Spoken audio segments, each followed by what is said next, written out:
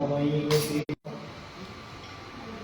कृष्ण कृष्ण कृष्ण हरे हरे, हरे राम राम राम हरे। प्रारंभ में नित्य लीला प्रविष्ट भक्ति विजय वनदेव गोस्वामी महाराज श्री गुरु जी के चरण कमलों का वंदना करते हुए उनका आशीर्वाद प्रार्थना करता हूँ। भक्ति योगाश्रम के सारे भक्त वृंद, श्रोता, वैष्णव मंडली एवं दूर प्रांतों से अमर कथा में जुड़े हुए हजारों लाखों भक्त जो नित्य प्रति भागवत कथा सुन रहे हैं, भागवत से जुड़े हुए हैं, अमर कथा से जुड़े हुए हैं, सबको मेरा हार्दिक अभिवादन। आज का प्रकरण शुरू करते हैं। पहले बात तो ये है कि आपने सुना अजामिल बंधन से मुक्त हो गए, अर्थात जीव माया के बंधन से जब मुक्त होता है उसके पीछे साधु का कृपा होना बहुत जरूरी है। साधु के कृपा प्राप्त किए बिना, साधु कृपा प्राप्त किए बिना मुक्ति का दरवाजा खुलता नहीं है। इसलिए अजामिल को जाने अनजाने साधुओं का कृपा मिल गया, पुत्र का नाम नारायण रख के गया और इसके प्रभाव से अजामिल नारायण पुत्र को आह्वान किया और जिसके प्रभाव से हमने देखा कि अजामिल बंधन से नारायण बोलते ही नारायण पार्षद नारायण के जो पार्षद है वो सब उपस्थित हुए, उन्होंने उनका रक्षा किया। यम विष्णुदूत का संवाद हुआ, संवाद होने के बाद फिर अजामिल को ज्ञान वापस मिल गया, वो फिर जिंदा हो गए। जिंदा हो गए बोले अरे मैंने क्या कर दिया, प्रभु का नाम लेते ही मैं जम पास से, जम बंधनों से, जम दूतों के दंड से मैं मुक्त हो गया, अब मुझे चलना है। तो अजामिल घर के तरफ देखा भी नहीं और चल दिए और गंगा द्वार में पहुंच गए। हरिद्वार में गंगा तट पर जाकर के बहुत योगाभ्यास, ध्यानाभ्यास, मंत्राभ्यास, मंत्र साधना, उसमें जीवन को समर्पित किया और इसी से अजामिल को वैकुंठ गति प्राप्त हुई। इसलिए निश्चित जान लीजिए कि जब साधु के बातों को हम दिल में बैठा लेते हैं तो हमारा कल्याण तो निश्चित है। साधु के बातों को माना तभी अजामिल को मुक्ति मिली। ध्यान दीजिए बात को। अजामिल सारे पापों से मुक्त होकर भगवान के धाम गए। इसके बाद प्रचेताओं के बारे में कहा गया है भागवत में। सुखदेव गोस्वामी कहते हैं महाराज प्रचेता, ये प्रचेता जो प्रचेता के बारे में कहते रुद्र गीत जिन्होंने गाया और भगवान रुद्र ने उनको उपदेश दिया और रुद्र के उपदेश से सारे प्रचेता माया मोह से मुक्त हो गए। यहाँ कुछ बातें हैं, कुछ विशेष बातें हैं। नारद के साथ इनको जब प्रचेता के घर में एक पुत्र जन्म हुआ, प्रचेता एक पुत्र का जन्म हुआ जिसका नाम रखा गया प्रजापति दक्ष। जो मैंने कहा था ना उस समय दक्ष है, यहाँ ये दक्ष के बारे में कहा गया है। दक्ष प्रजापति का जन्म हुआ और नारद जी इनको उपदेश देने लगे। जो भी दक्ष प्रजापति बड़े हुए तो पिता ने कहा देखो तुम प्रजा सृष्टि करो सब, तो उन्होंने बहुत कुछ प्रजा सृष्टि तो शुरू किया मन से। बहुत शक्तिशाली थे दक्ष। दक्ष इतने शक्तिशाली थे ब्रह्मा जी के जैसे, आपने मन से बहुत सारी प्रजाओं का सृजन किया, बहुत सारे प्रजाओं का सृजन करते हुए विस्तार तो किया लेकिन मन नहीं भरा कि हमको और करना है। तो उन्होंने घोर तपस्या किया, बहुत कठोर तपस्या की। तपस्या से शक्ति प्राप्त हुई और प्रजापति दक्ष फिर उनके जो पुत्र हुए हर्यश्व नाम 10,000 पुत्र का जन्म हुआ और इन पुत्रों को नारद जी से साक्षात्कार हुआ। नारद जी बोले क्या करोगे? बोले हम कुछ नहीं करेंगे, हमको तो पिताजी ने कहा कि संसार करो, विवाह करो, पुत्र उत्पन्न करो, सृष्टि को आगे बढ़ाओ। बोले क्या मूर्ख हो, तुम्हारे पिताजी तुमको जो कहेगा वही करोगे? अरे भगवान का भजन करना है, भजन करोगे नहीं तो क्या करोगे? तुम्हारा पुत्र भी दुख का कारण बनेगा, संसार भी दुखों का कारण बनेगा, सारे दुख तुमको झेलने पड़ेंगे, तुम क्या करोगे? बोले फिर क्या करना चाहिए? बोले भगवान का भजन करो, तपस्या करो, मैं तुम्हें दीक्षा दे देता हूं, संन्यास दीक्षा देता हूं। संन्यास दीक्षा दिया, सबको संन्यास दे दिया, बस सन्यासी हो गए, चलो तपस्या करने वन में चले जाओ, संसार में फंसना नहीं है। सोच लीजिए बात को। नारद ने कह दिया तो इनके ऊपर इतना प्रभाव पड़ा, नारद के उपदेश संसार के बारे में, मृत्यु के बारे में, काल के बारे में, जीवन चक्र के बारे में, काल चक्र के बारे में ऐसे व्याख्या किया, उसको सुन करके ये लोग सारे घर वार परिजन आदि छोड़ करके ये तपस्या करने के लिए संन्यास लेकर चले गए। फिर दक्ष ने कहा बड़ा गड़बड़ हुआ, ये नारद जी क्या करते हैं? फिर उन्होंने और 10,000 पुत्र सृष्टि की, 10,000 पुत्र सृष्टि किया। नारद जी फिर उनके पीछे पड़ गए, भाई कहाँ जा रहे हो? बोले हमारा पिताजी का आदेश है, विवाह करना है और संसार सृष्टि करना है और संसार को आगे बढ़ाना है। बोले अरे मूर्ख, ये सब कोई करता है क्या? भगवान का भजन करो, संसार में क्यों फंसोगे? कितनी सारी समस्याएं हैं, कितने सारी जटिलताएं हैं, संसार को लालन पालन करना, पोषण करना, सबको सुखी करना सहज बात थोड़ी है। बहुत सारी समस्याएं होंगे, उन समस्याओं से बचो, उससे बच जाओ। बोले क्या करना है फिर? बोले ऐसा करो, तुम सब मिल करके संन्यास ग्रहण कर लो, मुझसे दीक्षा ग्रहण करो और संन्यास लेकर के साधना करने के लिए चले जाओ।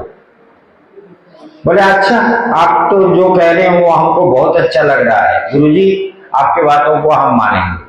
गुरुजी के बात को मान लिया और संसार छोड़ करके संन्यास लेकर के ये भी साधु बन गए। तो इस नाम को, इस परिस्थिति को देख करके दक्ष बार बार प्रजा सृष्टि करते हैं और नारद जी सबको संन्यास दे देते हैं। बहुत प्रॉब्लम हुआ। नारद दक्ष प्रजापति ने कहा कि ये तो हमारा परेशान कर दिया, हम जो प्रजा सृष्टि करना चाहते हैं, हितावानि बलकस्मिन् पुंसां धर्म परस्मृता भक्ति योग भगवती धन्नाम ग्रहणादि। श्रेष्ठ धर्म क्या है? पुंसां धर्म परस्मिता, सारे प्राणियों का उत्तम धर्म क्या है? बोले वासुदेवे भगवती और तन्नाम ग्रहणादि। वासुदेव भगवान के चरण में भक्ति करो और भगवान का नाम ग्रहण करो, यही श्रेष्ठ धर्म है। इससे अलग कुछ धर्म नहीं होते। ऐसे बहुत सारे विचार नारद जी ने सुनाया। नारद जी से जब वार्तालाप हुई तो नारद जी ने कहा अच्छा, फिर पुत्र सृष्टि किया उनके साथ नारद जी का। फिर नारद जी रास्ते में मिले, कहां जा रहे हो? सुनो एक बात पूछता हूं तुमको। अच्छा एक बात बताओ ना, ऐसे कौन सी नदी है, नदी वो दक्षिण में भी बहती है और उत्तर में भी बहती है, दोनों तरफ एक साथ दोनों तरफ बहती है? कूट प्रश्न किया, कूट प्रश्न। एक नदी, दो तरफ बहने वाली नदी, बताओ कौन सी नदी है? बोला हमको सोचना पड़ेगा। बोले सोचो सोचो सोचो, अच्छी तरह से सोचो, सोच के जवाब दो कि कौन सी नदी है जो एक ही समय में दोनों तरफ बहती है।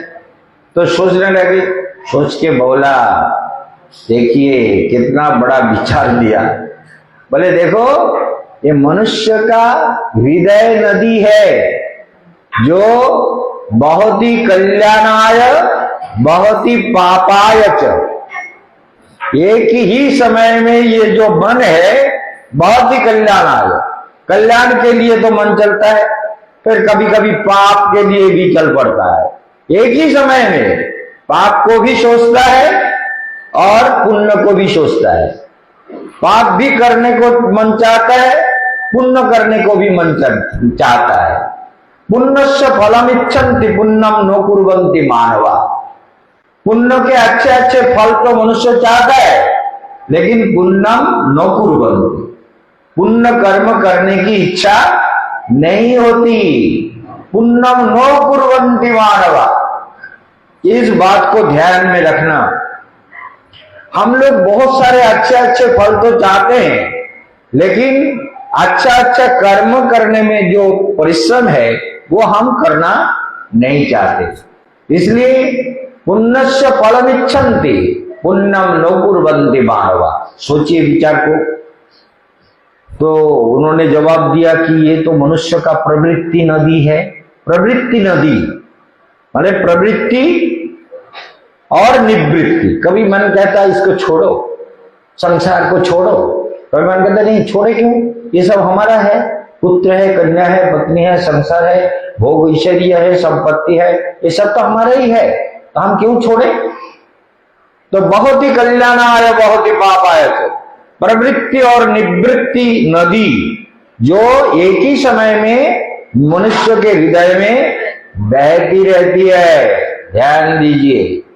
बोले अच्छा बोलो ना, एक बात पूछता हूं, ऐसा कौन देश है जिस देश में एक ही पुरुष निवास करता है, एक ही पुरुष निवास करता है और कोई नहीं रहता। इस प्रश्न को सुनकर सोचने लगे। बोले एक पुरुष, कहां, कौन से पुरुष। बोले सोचो सोचो, विचार करो, विचार करके बताओ क्या है, एक पुरुष कहां निवास करता है।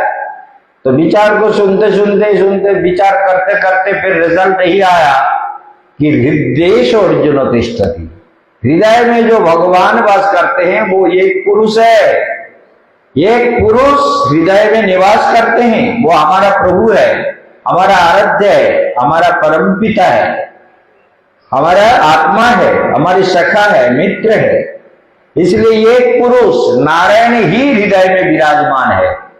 अरे हाँ नारायण। नारद बोले बहुत बढ़िया बेटे, तुमने ठीक उत्तर दिया, अच्छी बात है। फिर एक बताओ कौन सा चक्र है जिसके सिर पर हमेशा घूमता रहता है। कूट प्रश्न किया, ऐसा कौन सी चक्र है जो चक्र सिर के ऊपर सभी प्राणियों के सिर पर घूमता रहता है, कौन सा चक्र है। तो ये प्रश्न जब उन्होंने सुना वो सोचने लगे। सोचते सोचते फिर जवाब आया, बोले जीव काल क्रीडति गच्छता आयु। जो काल है वो हमारे आयु को लेकर के खेल रहा है, जीवन बीतता जा रहा है। दिनमपि रजनी सायं प्रातः, आज सुबह दिन हुआ फिर रात आएगा।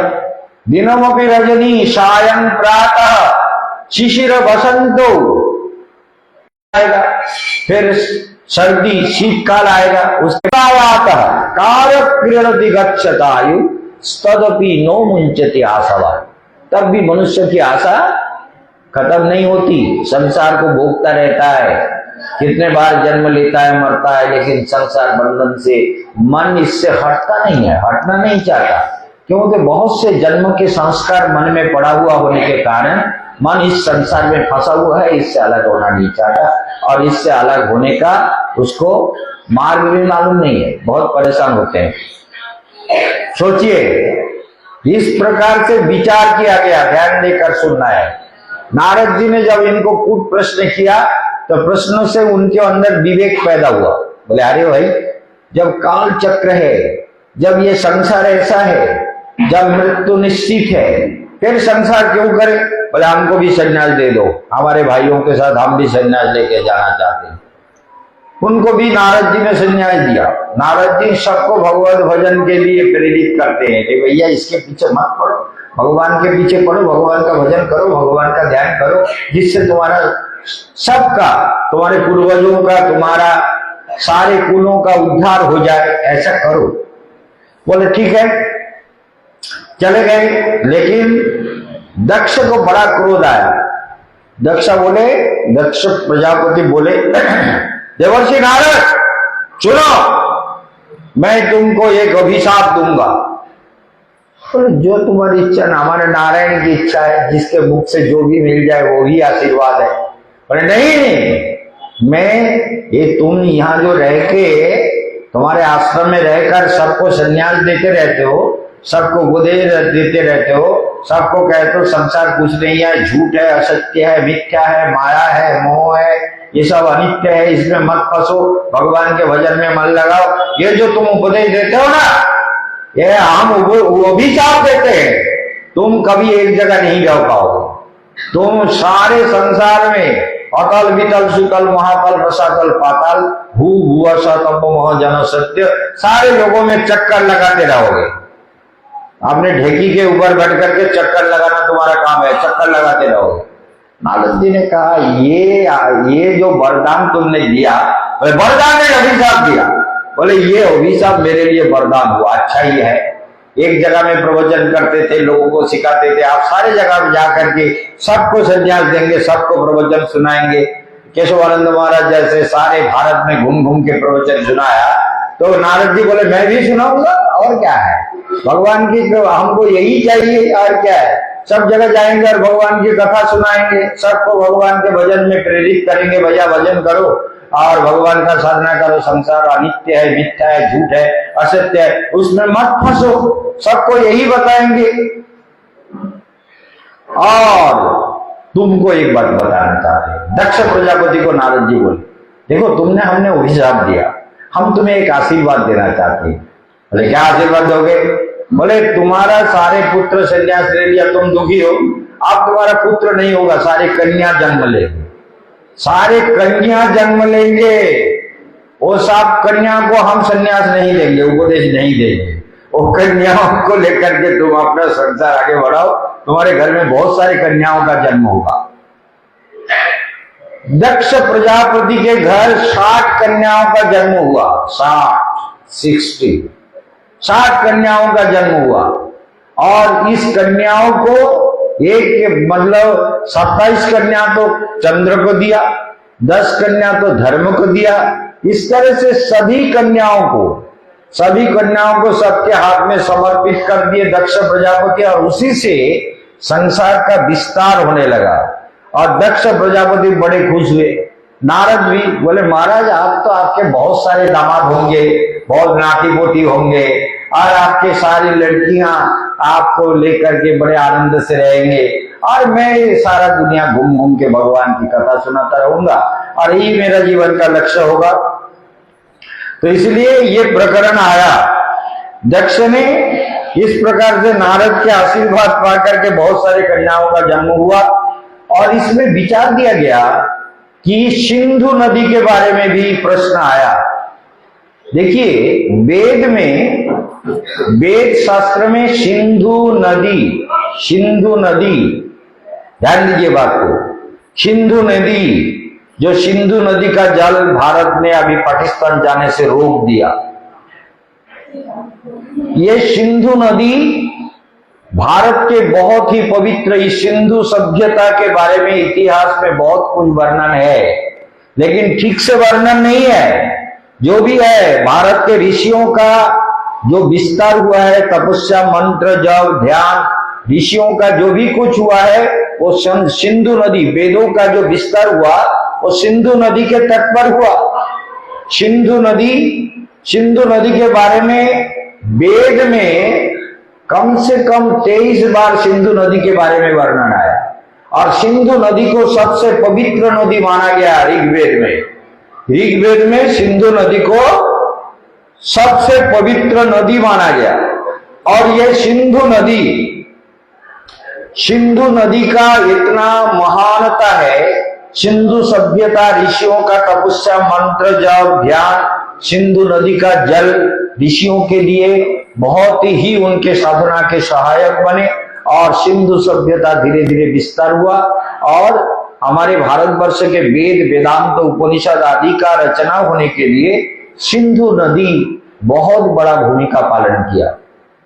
वेद में गंगा के बारे में तो ज्यादा कुछ नहीं कहा गया, यमुना का 3 बार नाम आया और गंगा का ऐसे 1-2 बार आया होगा, लेकिन सिंधु नदी का बहुत बार नाम किया गया कि सिंधु नदी परम पवित्र नदी है।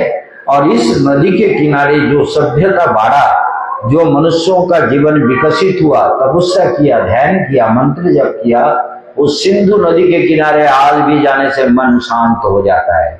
परम पवित्र सिंधु नदी, वहां उस सिंधु नदी से कैलाश पर्वत भी ज्यादा दूर नहीं पड़ता है। वो सिंधु नदी बहुत पवित्र नदी है, तो उसके जल पीने से भी मन पवित्र हो जाता है, ये विचार किया गया। तो इसलिए देखिए,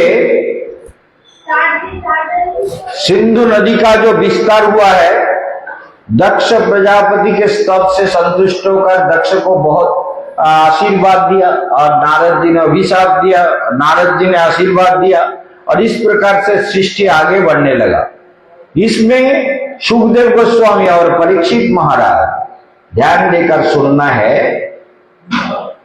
कि सुखदेव गोस्वामी कहते हैं, हे महाराज, ये जो प्रचेता, इनके जो सृष्टि हुए और ये जो दक्ष का सृष्टि हुआ और दक्ष ने जो सृष्टि किया, इससे जो सृष्टि का विस्तार हुआ, वो नारायण सिंधु नदी के पास में एक सरोवर था, बहुत ही मनोरम, जिसका नाम था नारायण सरोवर। तो नारायण सरोवर के किनारे इस तरह से बहुत सारे विचारों का उद्भव हुआ।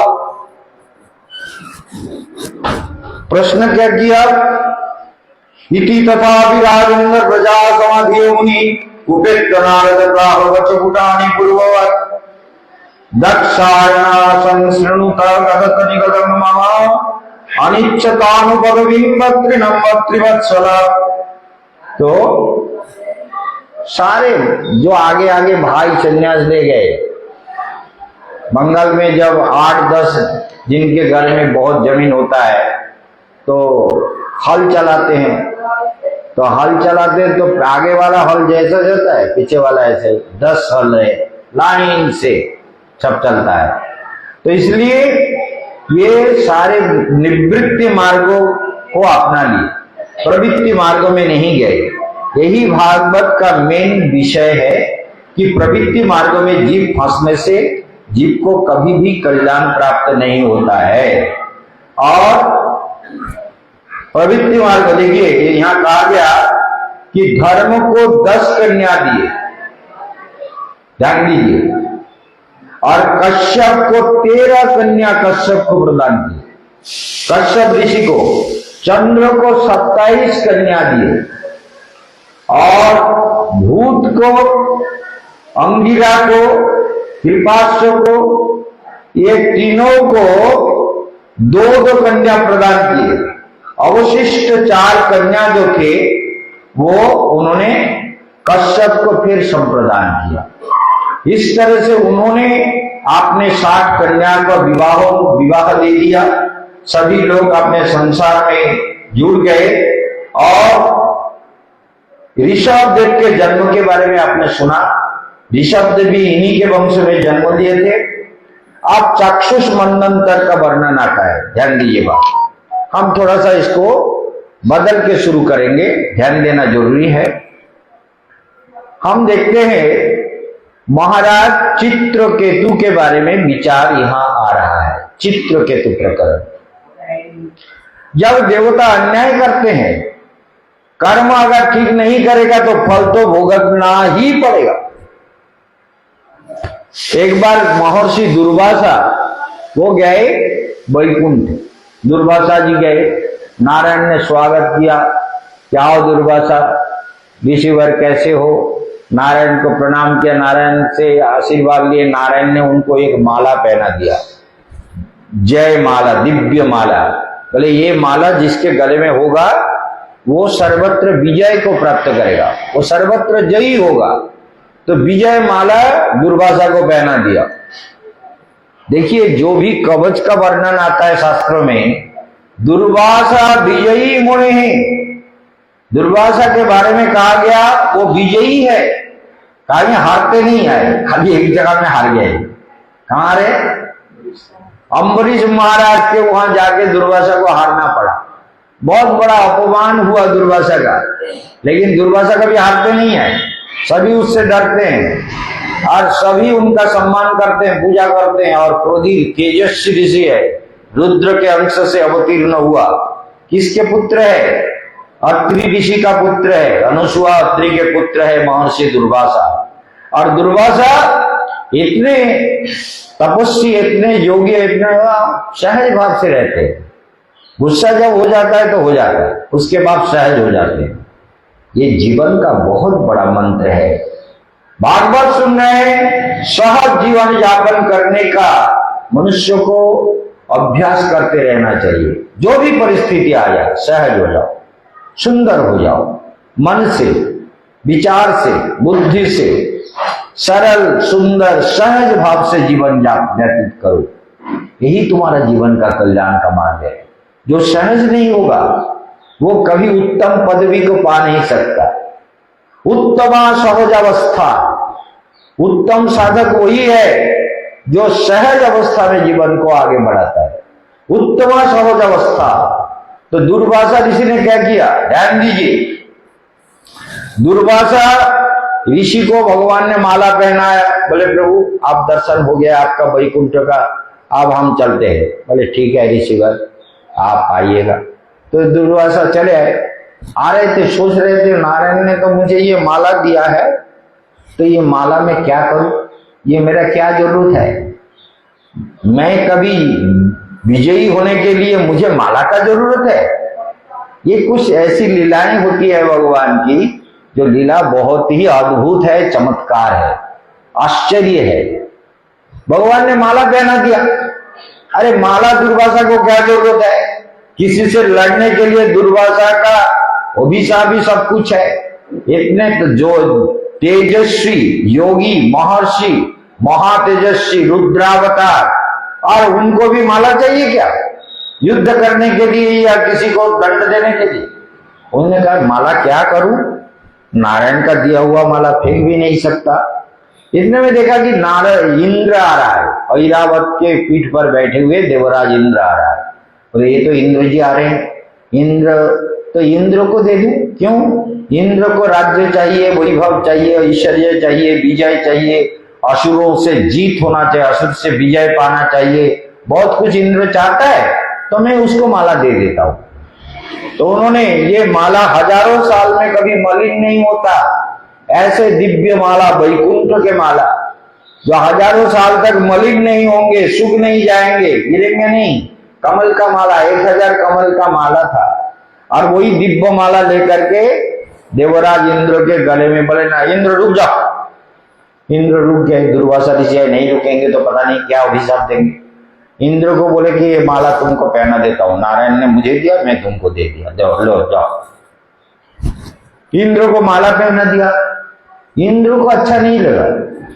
इंद्र देखा, ये देखिए ये अभिमान, मनुष्य के जीवन में अभिमान बहुत भयंकर होता है, बहुत ही भयंकर। अभिमान अहंकार से मनुष्य का पतन होता है। देवराज इंद्र सारे सुख समृद्धि स्वर्गों का वैभव सब कुछ होते हुए भी अभिमानी इंद्र को क्या हुआ? ऋषि का दिया हुआ माला का सम्मान करना चाहिए था। ऋषि का आशीर्वाद है जो वैकुंठ से मिला हुआ माला है, लेकिन उसका सम्मान नहीं किया। और क्या किया? आपने गले से निकलकर हाथी ऐरावत के गले में डाल दिया। ऐरावत ने सोचा कि मेरे प्रभु को ये माला अच्छा नहीं लगा, उनको भाया नहीं है, उनको अच्छा नहीं लगा है। क्या करे? उस माला को लेकर के पैर के नीचे फेंक दिया और पैरों से मसल करके वो दिव्य माला को बिल्कुल खराब कर दिया। दुर्वासा पीछे पलट कर देखा, मूर्ख, माला को इस तरह से अपमान किया।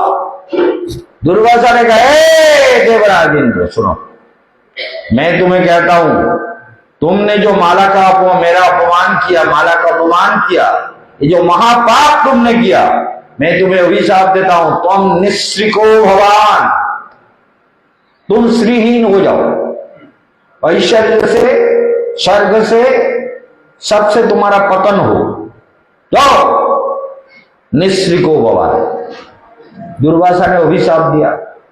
अब इंद्र सुना ना अनसुना कर दिया, चला तो गया, लेकिन मन में था कि दुर्वासा का अभिशाप पता नहीं कब क्या हो। एक दिन देवराज इंद्र सभा में बैठे हुए थे, ध्यान दीजिए, सभा में बैठे हुए थे। इतने में सारे सभा आनंद से भरा हुआ था, प्रकाश से झलमल कर रहा था, सारे सभा सब कुछ सुंदर था। उस सभा में, ध्यान देने की बात है, उस सभा में इंद्र को बोले ये खड़ा मत हो, क्योंकि इतना नृत्य हो रहा है, संगीत हो रहा है, सारा सब कुछ भंग हो जाएगा, सारा सब कुछ नष्ट हो जाएगा, और ये नृत्य संगीत आनंद रस सब नष्ट हो जाएंगे। आप खड़े मत होइए, आप खड़े होने से तो हमको भी खड़ा होना पड़ेगा और सभी खड़े हो जाएंगे और नृत्य गीत सारे बंद हो जाएंगे। इतना बड़ा आनंद आ रहा है, बहुत आनंद से हम झूम रहे हैं। तो महाराज यही संसार है। जीव साधु का सम्मान नहीं करते, जैसे इंद्र ने दुर्वासा का सम्मान नहीं किया, यहां वही हुआ। लोगों के परामर्श से इंद्र ने गुरु बृहस्पति, जो देवताओं के गुरु है, स्वर्ग राज्य के गुरु हैं, गुरु बृहस्पति का भी उन्होंने सम्मान नहीं किया।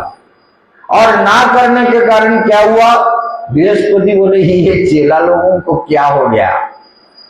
विद्वान लोग क्या करते हैं, बोले जहां ये दिख रहा है कि मेरे तरफ ध्यान ही नहीं दे रहा है, जान के भी अनजान बन रहा है, इसलिए यहां से चलो, भागते हैं।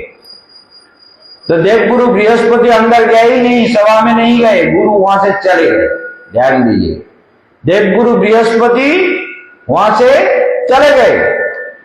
फिर जब देवताओं का सभा भंग हुआ, नाचा गाना आनंद उत्सव सब में जब समाप्त हुआ, ध्यान देने का विषय है, उस समय क्या किया उन्होंने, गुरु को ढूंढने के लिए निकला कि गुरु जी कहां गए। बृहस्पति गुरु हैं, कहां गए, घर गए।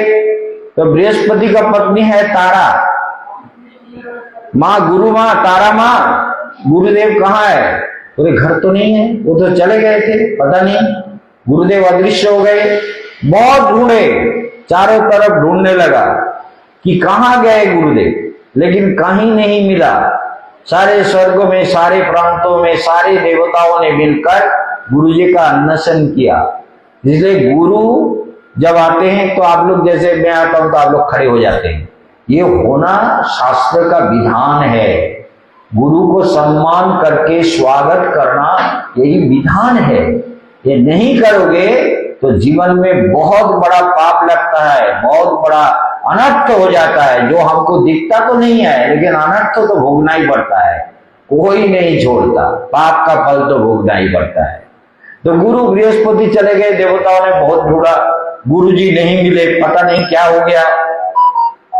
तो इसलिए क्या हुआ, आप विचार देखिए, गुरु जी ना मिलने के कारण उन्होंने, वो सारे देवता मिलकर विश्वरूप के पास गए। विश्वरूप एक बहुत बड़े ऋषि थे, महर्षि, उनके पास त्वष्टा ऋषि के पास गए। त्वष्टा विश्वरूप का पुत्र था, त्वष्टा ऋषि का पुत्र, विश्वरूप का पुत्र त्वष्टा ऋषि थे। विश्वरूप का पुत्र त्वष्टा या त्वष्टा के पुत्र विश्वरूप, ऐसे। तो त्वष्टा ऋषि विश्वरूप को जाके कहा कि आप हमारे आचार्य बन जाइए, नहीं तो यज्ञ नहीं होगा, पूजा नहीं होंगे, देवताओं को यज्ञ भाग नहीं मिलेगा, बहुत सारी परेशानी होगी, तो आप हमारे आचार्य बन जाइए, आप हमारा आचार्य बन जाइए, आपको हम आचार्य के रूप में वर्ण करना चाहते हैं। विश्वरूप, त्वष्टा ऋषि का पुत्र विश्वरूप था। तो त्वष्टा ऋषि का पुत्र विश्वरूप को उन्होंने आचार्य पद में, आचार्य के रूप में वर्ण कर लिया कि आप हमारे गुरु हैं, आप आचार्य हैं, आप यज्ञ कीजिए, आप मंगल कार्य कीजिए, सारे मंगलिक कार्य आपके हाथ में सौंपता हूं। हमारे गुरु जी बोले आपके गुरु कहाँ गए, बोले पता नहीं, ढूंढ ढूंढ के परेशान हो गए, कहीं गुरु जी नहीं है। गुरुजी अदृश्य हो गए, अंतर्धान कर गए, कहां चले गए कोई पता नहीं, आप हमारे यहाँ गुरु बन जाइए। विश्वरूप का तीन सिर था, 3 सिर। और विश्वरूप शब्द का अर्थ है विश्वस्य रूपम यस्य, विश्वस्य जिसका रूप विश्व व्याप्त है वही विश्वरूप है। जो समदर्शी है, समभाव से सबको देखता है, वो विश्वरूप है। जिसके अंदर में किसी का भेदभाव नहीं है, जो सबका कल्याण चाहता है, उसे ही विश्वरूप कहते हैं। तो त्वष्टा ऋषि के पुत्र विश्वरूप को उन्होंने आचार्य पद में वर्ण किया, बहुत ही उनका सम्मान किया और उनके द्वारा यज्ञ कराए। लेकिन क्या हुआ, ध्यान देने योग्य है कि देवताओं का यज्ञ तो हो रहा था। ओम इंद्राय स्वाहा इदम अग्नये, ओम अग्नये स्वाहा इदम अग्नये, ओम कुबेराय स्वाहा इदम अग्नये, ओम। इस तरह से आहुति देकर सबको प्रसन्न करने लगे। लेकिन कुछ धीर आवाज से असुरों को भी यज्ञ भाग दे रहे थे, असुरों को भी यज्ञ भाग दे रहे थे, क्योंकि उनके दृष्टि से ये यज्ञ का भाग सबको पाने का अधिकार है। क्योंकि उनके दृष्टि में कोई छोटा बड़ा नहीं था, समभाव थे, ज्ञानी थे, महापुरुष थे, सिद्धात्मा थे, सिद्ध महात्मा थे। इसलिए वो सबको, देवताओं को भी आहुति देते थे, असुरों के स्वाहा, वो मन से बोल करके असुरों के नाम से भी आहुति देते थे। इससे क्या हुआ, यज्ञ आहुति, जैसे गीता महायज्ञ में बहुत से भक्त आप भी अभी भी पैसा भेज रहे हैं, तो उनके नाम से हम जब आहुति देते हैं, उसका एक फायदा तो उनको होता ही है, निश्चित होता है। और जो जितना मन लगा के उसको देखेगा, सुनेगा, अनुभव करेगा, उसको उतना ज्यादा फल मिलेगा। गीता महायज्ञ में हम जितने भी भक्त पैसा भेजे हैं, सबका नाम गोत्र हमने लिख लिया, सबका। और जो भी अभी भी भेज रहे हैं उनका भी लिखा जा रहा है, लिस्ट बनाया जा रहा है। तो ये यज्ञ में जब आहुति दिया जाता है किसी के नाम गोत्र के अनुसार, तो उसको कुछ ना कुछ तो फायदा होता ही है। तो असुरों का आहुति दिया तो असुर भी बलवान होने लगे, समझ गए ना, असुर भी बलवान होने लगे। शरीर से, मन से, बल से, पैसे से, धन संपत्ति से, प्रभाव प्रतिपत्ति से असुर भी बलवान होने लगे। क्योंकि विश्वरूप के दृष्टि में कोई छोटा कोई बड़ा नहीं था, विश्वरूप सबका मंगल चाहता था। इसलिए विश्वरूप सबको आहुति देते थे। ध्यान दीजिए बात को, सबको आहुति देते थे। और इस आहुति से असुर भी बलवान होने लगे। आप देवराज इंद्र, देवताओं ने मिलकर के सबने सोचा ये क्या हुआ, ये असुर इतना बलवान कैसे हो रहा है। गुरुदेव को हमने हमारा यज्ञ करने के लिए किया। यज्ञ भाग से तो आसमान में बारिश होती है, जो सभी प्राणियों का कल्याण होता है, वृक्ष लता पुष्ट होते हैं, सभी दुनिया और देवता लोग पुष्ट होते हैं। लेकिन असुर इतना बलवान कैसे हो रहा है।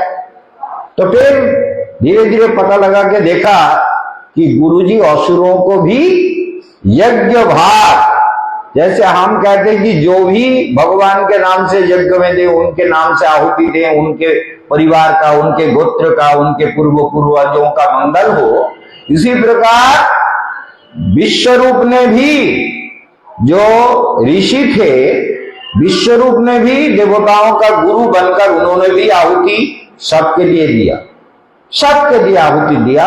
असुर बलवान हुए, इंद्र क्रोधित हुआ, ये क्या हो गया, हम नहीं छोड़ेंगे। इंद्र ने विश्वरूप का मुंड काट दिया, विश्वरूप को हत्या कर दिया।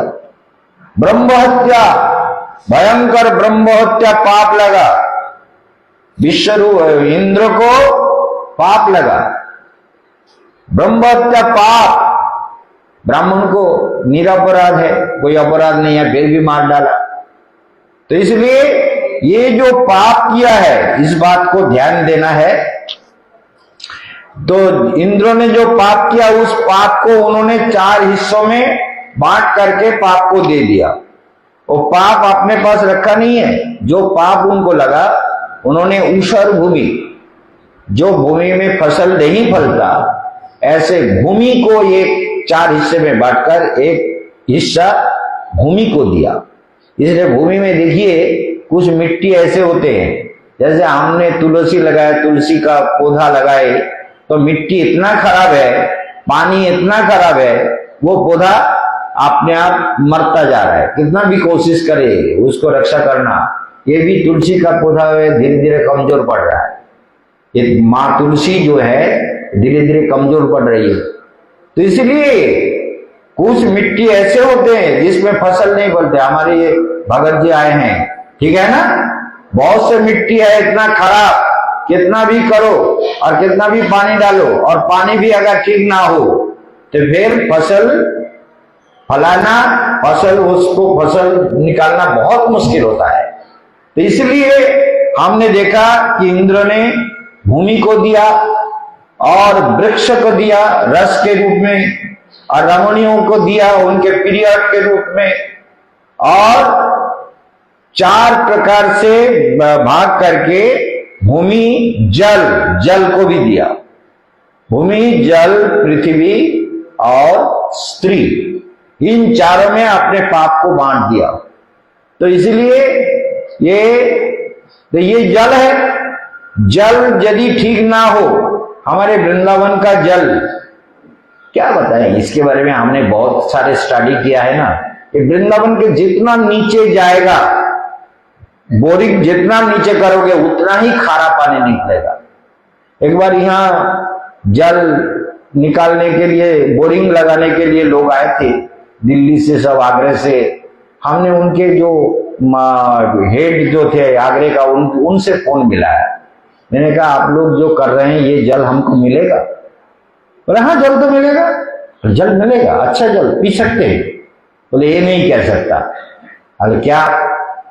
बोले वृंदावन के जितना नीचे जाएगा उतना खारा पानी है, बहुत ज्यादा खारा, इतना खारा है कि पत्थर को भी काट दे। ऐसा पानी हमने यहां देखा कि पत्थर को भी काट देता है, इतना खार होता है उस पानी में। तो हमने कहा कि आप लोग जानते हुए भी इतने नीचे बोरिंग जो कर रहे हैं, उस पानी से किसका फायदा होगा? सोचिए। मैंने हम तो थोड़ा डरते कम ना। हमने कहा आप लोग कैसे बेशरम है, सरकार की पैसे की कोई कीमत नहीं है। किस समय 2004-5 की बात है, उस समय ये हमारा आश्रम 2003 में बना। तो पीछे आए तो उनको मैंने कहा आपको शर्म नहीं आता, सरकार के पैसा बर्बाद करते हो, इतना पैसा बर्बाद कर रहे हो, जबकि तुमको मालूम है कि ये इसके नीचे जितना जा रहा है, बोरिंग जो कर रहे हो, ये पानी इतना खारा निकलेगा, ना पौधे के लिए ठीक है, ना पीने के लिए है, ना कुछ। इसलिए ये पानी फिर तुम क्यों निकाल रहे हो? बोले आप कौन है? बोले हम वन महाराज है। अच्छी तरह से पता कर लेना, भक्ति योगाश्रम का फाउंडर प्रेसिडेंट केशवानंद वन महाराज हूं। बोले महाराज हम क्या करें, हमारे ऊपर आदेश आया, हम कर रहे हैं। जो लोग यहां आए थे उनको पूछा, उन्होंने जवाब नहीं दे पाया, और उनके जो बड़े अफिसर थे भगवान से भी इतना कभी छोड़ेंगे नहीं। इसलिए क्या हुआ, ये जो अपमान हुआ, ये जो ब्रह्म हत्या का पाप देवराज इंद्र को लगा, इससे देवराज इंद्र उनको बांट दिया। लेकिन देखा गया बहुत सारे विचार का कि ये विश्वरूप का जो वध हुआ, उनके पिता को बहुत दुख हुआ। अब यहां प्रकरण को थोड़ा सा घुमा लेते हैं, सोच लीजिए, प्रकरण को थोड़ा सा आगे से पीछे करके सुना देते हैं, उस प्रकरण को सीखिए। एक चित्रकेतु महाराज थे, अब उनकी पत्नी का नाम था कृतोद्युति। क्या नाम था? कृतोद्युति। और महाराज का नाम था चित्रकेतु। चित्रकेतु का मतलब होता है जो विचित्र वासना परायण जीव है, वही चित्रकेतु है। जीव में चित्र विचित्र वासनाएं भरे हुए हैं, कामनाएं भरी हुई है।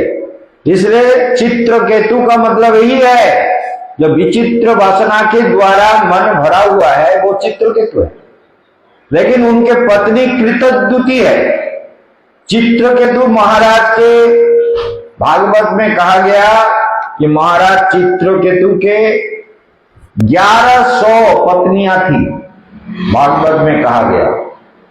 इसका 1100 पत्नी का मैंने बार बार अध्यात्म अर्थ किया आपको कि पत्नी माने रमणी नहीं है, 1100 पत्नी माने 1100 भोग वासनाएं, वासना ही पत्नी होती है। तो ये सारे पत्नी 1100 जो उनकी पत्नी थी माने बहुत सारी वासनाएं थी, लेकिन उनके जो प्रधाना महिषी जो श्रेष्ठ रानी थी उनका नाम था कृतद्युति। कृतद्युति माने जिसमें द्युति हो, प्रकाश हो, लाइट हो, रोशनी हो, इसलिए उनके पत्नी माने बुद्धि, बुद्धि में प्रकाश है, लाइट है, प्रसन्नता है। ध्यान दीजिए बात को। तो प्रसन्नता तो है ही है, किसके? पत्नी के बने मन में। इसलिए महाराज चित्रकेतु कोई संतान नहीं था, एक भी संतान नहीं था। बहुत दुखी थे कि भगवान ने हमको एक भी संतान नहीं दिया, इतने पत्नी है, संसार किया और पुत्र नहीं मिला। तो राजा बहुत दुखी थे। एक दिन उनके घर में अंगिरा ऋषि का आविर्भाव हुआ। अंगिरा ऋषि आ गए, महर्षि अंगिरा, वेद के प्रसिद्ध चरित अंगिरा के बारे में बहुत सारे मंत्र का सृष्टा है अंगिरा ऋषि। अंगिरा ऋषि आए, आने से राजा के पास खबर गया, राजा भाग के आए और उनको सिंहासन में बैठा के उनका सोने के थाली में पैर धुलाया, पैर को धो करके और सिर पर लगाए, बहुत सम्मान किया, पूजा किया, बहुत कुछ उपढौकन आदि बहुत कुछ दिया। बोले राजा कुशलम ते राजन, राजन आपके कुशल है ना? बोले क्या कुशल बोलूं? कुशल तो है। बोले क्या कुशल बोलूं? कुशल तो है मतलब? बोले ऋषिवर मेरा सब कुशल है, राज्य कुशल है, प्रजा कुशल है, राज्य में कोई विवाद नहीं है, झगड़ा नहीं है, ऐसा कोई राजा नहीं है जो मुझसे दुश्मनी कर सके। मेरा राज्य वैभव समृद्धशाली है, प्रजाओं में भी कोई आक्रोश नहीं है, सारे प्रजा प्रसन्न है और मैं भगवान विष्णु का पूजा करता हूं, मेरा सब कुछ ठीक है। लेकिन ऋषिवर आपसे क्या कहूं? बोले बोलो महाराज, क्या तुम बहुत दुखी लग रहे हो? कुशलम ते राजन, आपका कुशल तो है। बोले कैसे कुशल कहूं? बोले वही तो बात है, तुम्हारे मुख में दिख रहा है तुम कुशल नहीं हो, प्रसन्न नहीं हो, क्या बात है? बोले देखिए ऋषिवर, कुशल तो तब हो घर में अगर हमारा भविष्य का कौन अधिकारी होगा, कौन राज्य चलाएगा, कौन सब कुछ देखेगा, राजपाट कौन संभालेगा, मेरा पुत्र नहीं है, पुत्र नहीं है। बोले हाँ ऋषिवर मेरा कोई पुत्र नहीं है, मैं बहुत दुखी हूं, बहुत ही दुखी हूं। बोला अच्छा तो राजा दिखाओ थोड़ा। केशवानंद महाराज जैसे हाथ भी देखते हैं, जनपत्री भी देखते हैं, तो उन्होंने देखा। बोले राजा तुम्हारे भाग में भगवान ने कोई संतान नहीं लिखा है, संतान नहीं लिखा, तुमको संतान नहीं होगा, पुत्र नहीं मिलेगा। और रोने लगे ऋषिवर फिर क्या, फिर तो मेरा मरना ही उचित है, क्योंकि प्रजा लोग कहते हैं कि अपुत्रक राजा का मुंह देखना भी पाप लगता है। तो मैं अपुत्रक हूं और ये हमारा प्रजा मन से हमारे सामने कुछ नहीं कहते, लेकिन लोगों के माध्यम से मेरे कान में ये शब्द आता है कि ये राजा अपुत्रक है। तो ऋषिवर मेरा मरना ही उचित है, और क्या बोलूं आपको मेरा प्रणाम। बोले नहीं राजा, मेरे सामने ऐसा कभी नहीं हो सकता, मेरे सामने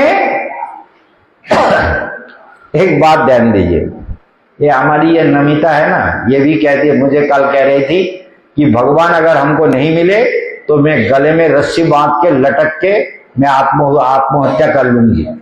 आत्महत्या करने वो गला जोड़ी बेचे। वो सोचिए ये कितनी अच्छी बात है, अच्छी बात है ना, अच्छी बात है। साले मूर्ख पृथ्वी का, तुम आत्महत्या करोगे तो प्रेत बनकर घूमते रहोगे। आत्महत्या गलाय दौड़ी दिया, आत्महत्या कर ले, भूत प्रेत हुए अनंत जन्मों भटकते रहोगे, घूरते रहोगे। आत्महत्या करने से भगवान मिलता है?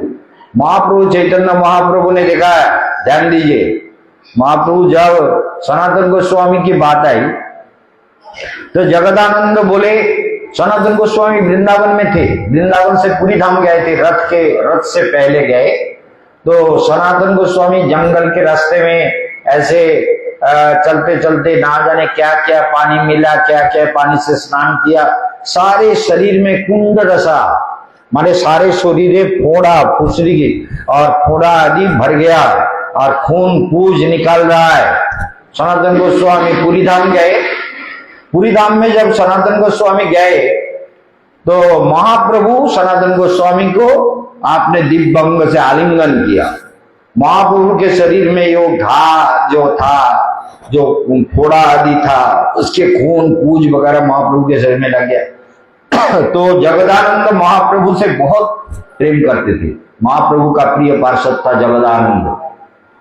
जगदानंद एक बार सुगंध तिल का तेल महाप्रभु को लगाने गए। महाप्रभु ने कहा, मूर्ख, मैं सन्यासी हूं, तिल का तेल नहीं लगाऊंगा।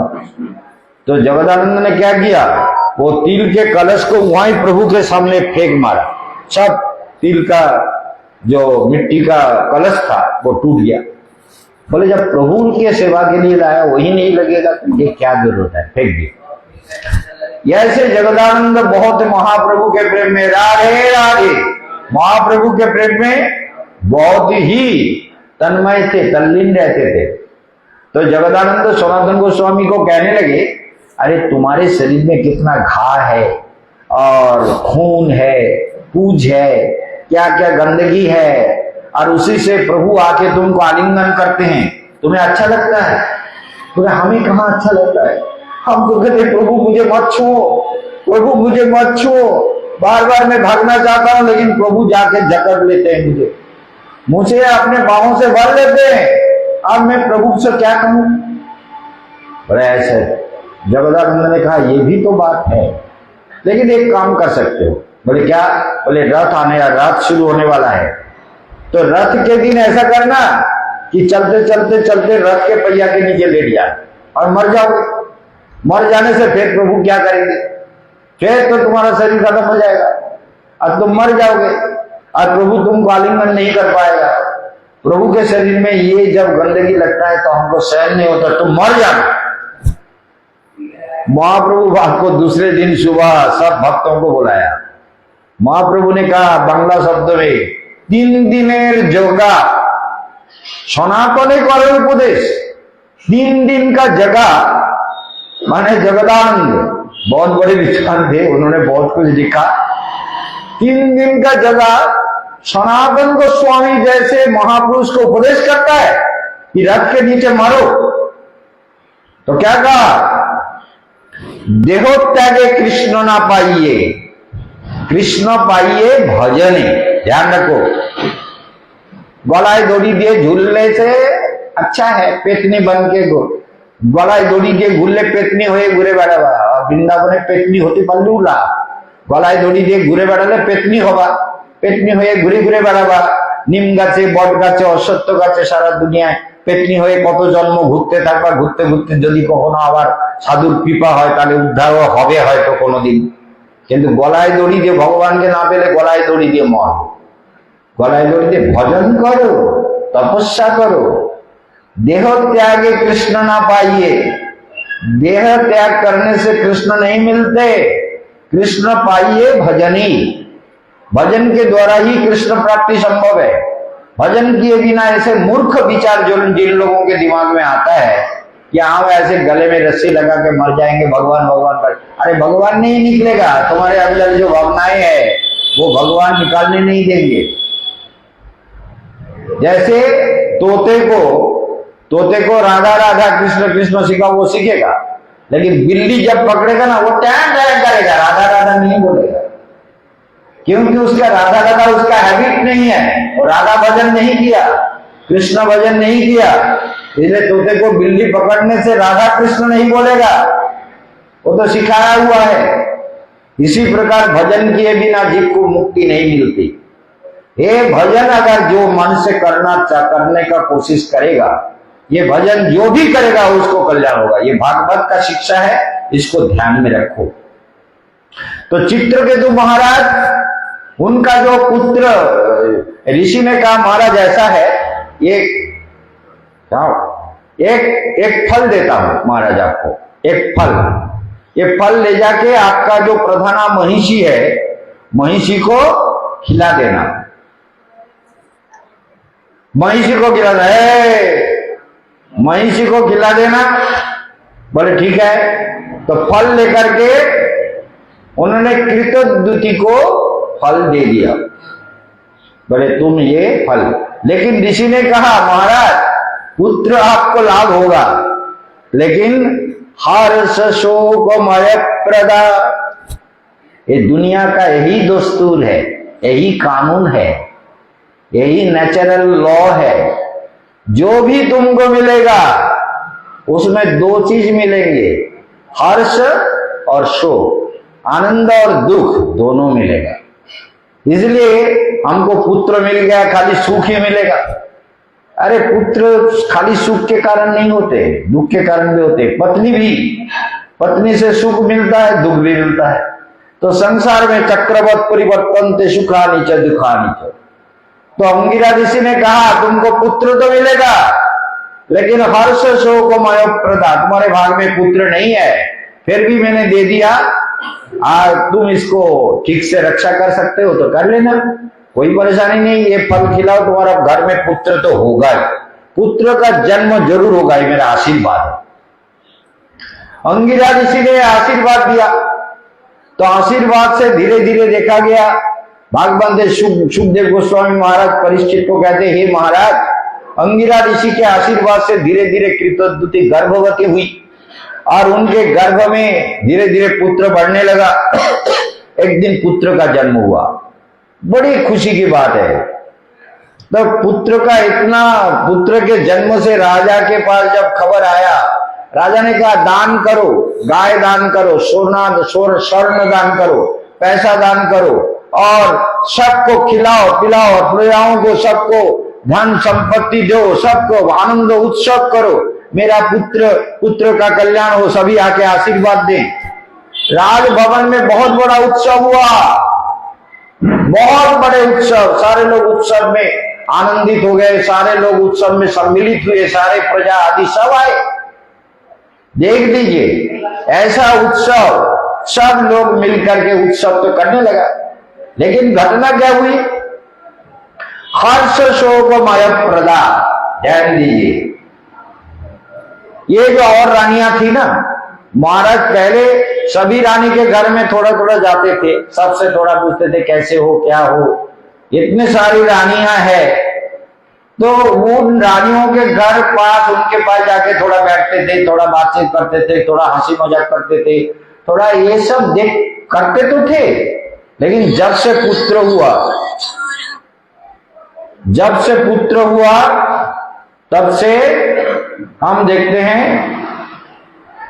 जब से पुत्र हुआ तो ये देखा गया, ये थोड़ा बीच में प्रॉब्लम आ गया। तो छंदा,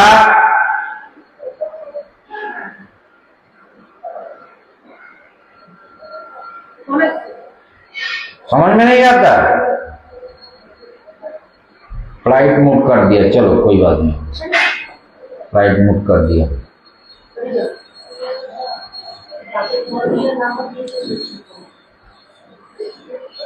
तो इसलिए देखा गया, विचार देखिए, आ गया सारे सब कुछ। तो बहुत से लोग प्रोग्राम को देख रहे हैं। क्या प्रसंग आया कि पुत्र को लेकर के राजा इतना व्याकुल था कि कृतद्युति के घर में जाकर के वहां जो भी राजकार्य के बाद समय मिलता था वहां जाके बैठते थे, पुत्र से प्यार करते थे, स्नेह करते थे, लाड़ प्यार में समय बिताता था। जो भी समय मिलता था कृतद्युति के घर में जाते। और दूसरे रानी बोले ये तो बड़ा मुश्किल हुआ, ये लड़का था नहीं, हम लोग एक ही जैसे थे, ठीक था, लेकिन एक लड़का हुआ और हम सब बातिल हो गए, हमको बातिल कर दिया। राजा वही रानी के घर जहां पुत्र है उन्हीं को देखने जाता है, उन्हीं को लेके खुश रहता है, उन्हीं के सेवा में जीवन बिताता है, उन्हीं के आनंद में रहता है। तो राजा तो बड़ा मुश्किल कर दिया। तो रानियों ने मिलकर के एक विचार किया कि क्या किया जाए। बोले ऐसा करो, ये पुत्र को मार डालने का कोई रास्ता निकालो। ये भयंकर है दुनिया का नियम। छोटा बच्चा जन्म हुआ, 2 महीना भी नहीं हुआ और वो उसको मारने के लिए प्लान बनाने लगे।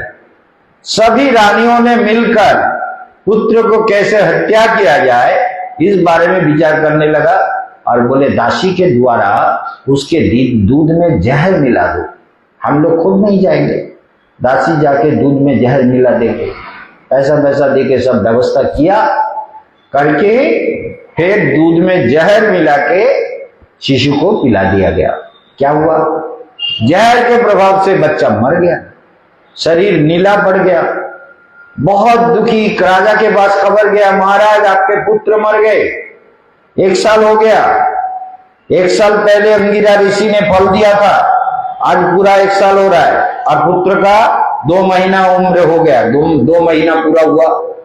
तो 2 महीने में अब जो बच्चा है उसको दूध पिला के मार दिया गया। और इधर नारद ऋषि और पर्वत ऋषि दोनों बोले चलो ना, हमारा एक अंगिरा ऋषि। तो ये लोग बोले कि चलो एक बार चलते हैं, हमारा शिष्य है, उसके घर में क्या हो रहा है थोड़ा सा देखना पड़ेगा, क्या हो रहा है थोड़ा देखना है, चलो। तो जा रहे थे, लेकिन वहां तो बड़ा दुख का महल बन गया। सारे लोग रो रहे थे, सारी रानियां रो रही थी, सारे प्रजा रो रहे थे कि हमारा राजा का एक पुत्र हुआ, वो भी अकाल मृत्यु में चला गया। हे भगवान, ये क्या हुआ? सारे प्रजा दुखी, राजा भी दुखी, रानियां दुखी, और जिन्होंने जहर दिया वो भी दुखों का अभिनय करने वाली है, उनको भी दुख देख देख वो भी रो रही है। अरे क्या हुआ रे, पुत्र मर गया, अरे हमारे राजा का क्या हुआ, सब रो रहे थे। यही सब दुख की बात है। संसार में कपट बुद्धि से मनुष्य को शांति नहीं मिलती। भागवत यही सुनाना चाहते हैं कि कपट बुद्धि मन में कभी ना रखो, मन को पवित्र करो, निर्मल करो, सहज करो, सुंदर करो, नहीं तो जीवन में दुखी हो जाओगे। तो इसलिए ये पुत्र जो मर गया तो पर्वत ऋषि आदि अंगिरा ये लोग आए, आते ही राजा के पास खबर गया, महाराज वो ऋषि आए जो आपको फल दिए थे पुत्र पाने के लिए। अच्छा, राजा भाग के आए, उनके चरण में गिर गए, लेट गए, बोले ऋषि वर हमारा पुत्र आपने दिया था, वो पलका के पुत्र तो हुआ लेकिन पुत्र मर गया, अब आप ही कुछ करिए। बहुत रोए सारे रानी, सारे प्रजा, महाराज स्वयं और राजा के जो और भी जो लोग थे, मंत्री आदि सब रो रहे थे, बहुत दुखी हो रहे थे, ऋषि के चरण में प्रार्थना कर रहे थे कि हमारे पुत्र को आप चाहे तो बचा सकते, आप बचा दीजिए। बहुत ज्यादा, बहुत व्याकुल हो रहे थे। ऋषि ने कहा ये तो बात है, हम चाहे तो बचा सकते हैं, लेकिन एक बात है, पुत्र को तो बचा सकते हैं, हम बचा देंगे, लेकिन एक बात है। बोले क्या बात है? आप बोलिए, जो कहेंगे वही करेंगे। बोले एक बात ये है कि तुम्हारा पुत्र बचना चाहता है या नहीं, ये भी तो उससे पूछना पड़ेगा ना। उससे पूछना होगा कि वो बचना चाहता है या नहीं चाहता है। बोले मतलब? बोले हाँ यही तो बात है, वो बचना चाहते हैं या नहीं ये भी जानना जरूरी है। सोच लीजिए बात को, तुम्हारा पुत्र जीना चाहता है कि नहीं? बोले अच्छा कैसे? सोच लीजिए, पुत्र को प्राण शक्ति का संचारण कर दिया ऋषियों ने आकर के, पुत्र को बचा दिया। पुत्र उठकर बैठ गए और 2 महीना का बच्चा बोलने भी लगे। कलियुग में जैसे बच्चा पैदा हो रहा है ना, और बच्चा कैसे कैसे बोलने लगता है, और ये बच्चा जो बोलने लगे तो ऋषियों ने कहा हे पुत्र, तुम तो महाराज के पुत्र हो, महाराज चित्रकेतु का पुत्र हो, महाराज ने तुम्हारे लिए कितने यज्ञ किए, कितने पूजा पाठ किए, कितना भगवान को प्रार्थना किया, कितना रोया, ऋषियों का आशीर्वाद लिया, और वही फल खा के तुम्हारा जन्म हुआ। अब तुम मर के कहां जाना चाहते हो? मर के गए, मरना नहीं है, तुमको जीना होगा। तो पुत्र बोले, पुत्र का पुत्र ने उपदेश दिया कि कौन किसका पुत्र है, मैं किसका पुत्र हूं, ये सत्य क्या है? मैं पुत्र नहीं हूं, मैं किसी का पुत्र नहीं हूं। ध्यान दीजिए, मेरा ना जाने कितने जन्म बीत गए, यावत् जन्मम तावन मरणम तावत् जननी जठरे शयनम। कितने बार जन्म लिया, कितने बार संसार को भोगे, कितने बार विषय संपत्ति को भोगते रहे। तो इसलिए वो लोग क्या कहते, देखो जाओ मिलो। तो एक प्रकरण आया कि कितने बार जन्म हुआ, कौन से सकल, एक बांग्ला प्यार है, सुन लीजिए। सकल जन्म में पिता माता सभी पाए, गुरु कृष्ण नहीं मिले भजो हियारे। सभी जन्मों में पिता माता कोई ना कोई होता ही है, चाहे कुत्ते का हो, बिल्ली का हो, सुअर का हो, मनुष्य का हो, देवता का हो, जो भी हो, सभी जीव का कोई ना कोई पिता और माता जरूर होते हैं। सकल जन्म में पिता माता सभी पाए, लेकिन गुरु कृष्ण नहीं मिले। गुरु और कृष्ण ये दोनों मिलते नहीं है, ये भजन के बिना मिलेंगे नहीं, गुरु और भगवान। इसलिए वो बालक बोले, ये कौन से जन्म के पिता माता, ना जाने मैंने कितने पिछले कितने जन्म लिए, जितने बार मेरी मृत्यु हुई, कौन कौन मेरे पिता हुए, कौन मेरे माता हुए। हम सबको पहचान थोड़ी सकते हैं, सबको हम पहचान नहीं सकते। कौन मेरा पिता माता है, कौन मेरा अपना है, कौन पराया है, कौन मेरा अपने हैं। इसलिए हमको सोच लीजिए, हमको ध्यान दीजिए। क्या बात बोला, हमको तो मालूम नहीं कौन पिता माता है, इसलिए हमको अपने मार्ग में जाने दीजिए, मुझे अपने रास्ते से जाने दीजिए, क्योंकि मेरे लिए ये संसार अनित्य है और मेरा मृत्यु भी अनित्य है, मेरा जन्म भी अनित्य है और पिता माता भी अनित्य है। तो सत्य तो नहीं है, इसलिए इस चीज को हम क्यों सोचे? ध्यान दीजिए, गहराई से सोचिए। तो ये कैसे संभव है, विचार करें। तो बोले हमको हमारे रास्ता में, बोले महाराज ये लड़का क्या कहता है, आप देखिए। हाँ, महाराज को चित्रकेतु को क्या नहीं, लड़का क्या कह रहा है, बड़ा गलत कह रहा है। आपका पुत्र है, लेकिन पुत्र के द्वारा उपदेश दिया, कस्य के पति पुत्राद्धा मोह वही कारणम, कस्य पिता कस्य माता कस्य भ्राता सहोदरा कारी प्राण नो संबंध का कस्य परिवेदन। किसके लिए दुखी हो रहे हो? किसी के प्राण के साथ किसी का संपर्क नहीं है। जन्म लिया, मरोगे, मरने के बाद फिर जन्म होगा, जैसे कर्म करोगे ऐसा ही जन्म मिलेगा, प्रारब्ध तो सबको भुगतना होगा। इसलिए कस्य के पति पुत्राद्धा, कौन किसका पति पुत्र है। तो इसलिए कोई किसी का अपना नहीं होता संसार में, इस बात को भूल जाओ। और इसी को लेकर के चित्रकेतु महाराज ने जब पुत्र के मुख से दिव्य ज्ञान सुना कि मोहमय संसार में कोई किसी का अपना नहीं होता, ये संसार मोहमय है, दुखमय है, क्लेशमय है, कौन अपना है, कैसे अपना हो सकता है। इस बात को सुन करके फिर चित्रकेतु महाराज बोले, बात तो ठीक है, लेकिन हम क्या करें, हमें तो पुत्र चाहिए था, इसलिए हम बहुत रो रहे थे। तो पुत्र तो हमारे पास नहीं रहोगे? बोले क्यों रहे, सबको अपना मार्ग निश्चित किया हुआ है। जन्म लेते ही जो कौन प्रेत बनेगा, भूत बनेगा, पिशाच बनेगा, यक्ष रक्ष बनेगा या देवता बनेगा, पशु बनेगा, वो पहले से उसका रूट तैयार किया हुआ है, वो बगा हुआ रूट से हो जाता है। रविंद्रनाथ जी ने प्लांचेट किया, प्लांचेट में वही आया। उनके पुत्र नरेंद्रनाथ को बहुत प्यार करते थे। नरेंद्रनाथ का आत्मा जब आया, बोले बेटा तुम वहां क्या अनुभव कर रहे हो? बोले पिताजी वो हम आपको नहीं बोल सकते, वो मरने के बाद आप खुद अनुभव करेंगे। ये सच बात है। बहुत से आत्मा आए, लेकिन जब नरेंद्र आए, बोले नरेंद्र मरने के बाद तुम्हें क्या कैसे अनुभव हो रहा है? तुम्हारे लिए हम लोग सब बहुत दुखी है। बोले दुखी होइए, वो आपकी मर्जी है, हमें कोई दुख नहीं है।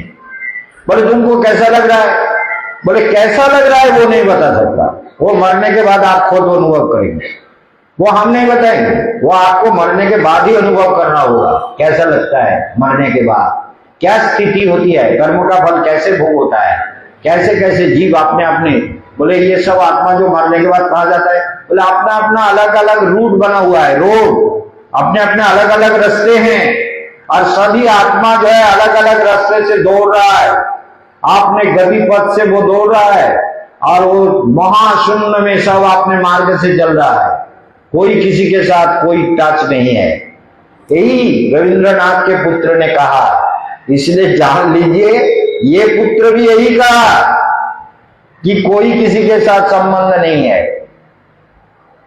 जगदेश आकाश आनंदम नस्या कजेवानाथ कवाप्रणा जगदेश आकाश आनंदम नस्या। ये क्या प्राण है, क्या तुम सत्य समझते हो? ये सब बदलता रहता है, ये नित्य नहीं है, शाश्वत नहीं है, ये बदलने वाला संसार की वस्तुएं हैं। इसलिए चित्रकेतु महाराज, ध्यान दीजिए चित्रकेतु महाराज के विशेषता के बारे में। महाराज चित्रकेतु फिर निर्लिप्त हो गए, बोले छोड़ कुछ नहीं चाहिए, आप तपस्या करना है। आप क्या करना है? तपस्या करना है। उन्होंने भगवान अनंत देव का मंत्र लेकर के जंगल में सारा राज्य वैभव छोड़ करके कठिन तपस्या में अपने को जोड़ दिया।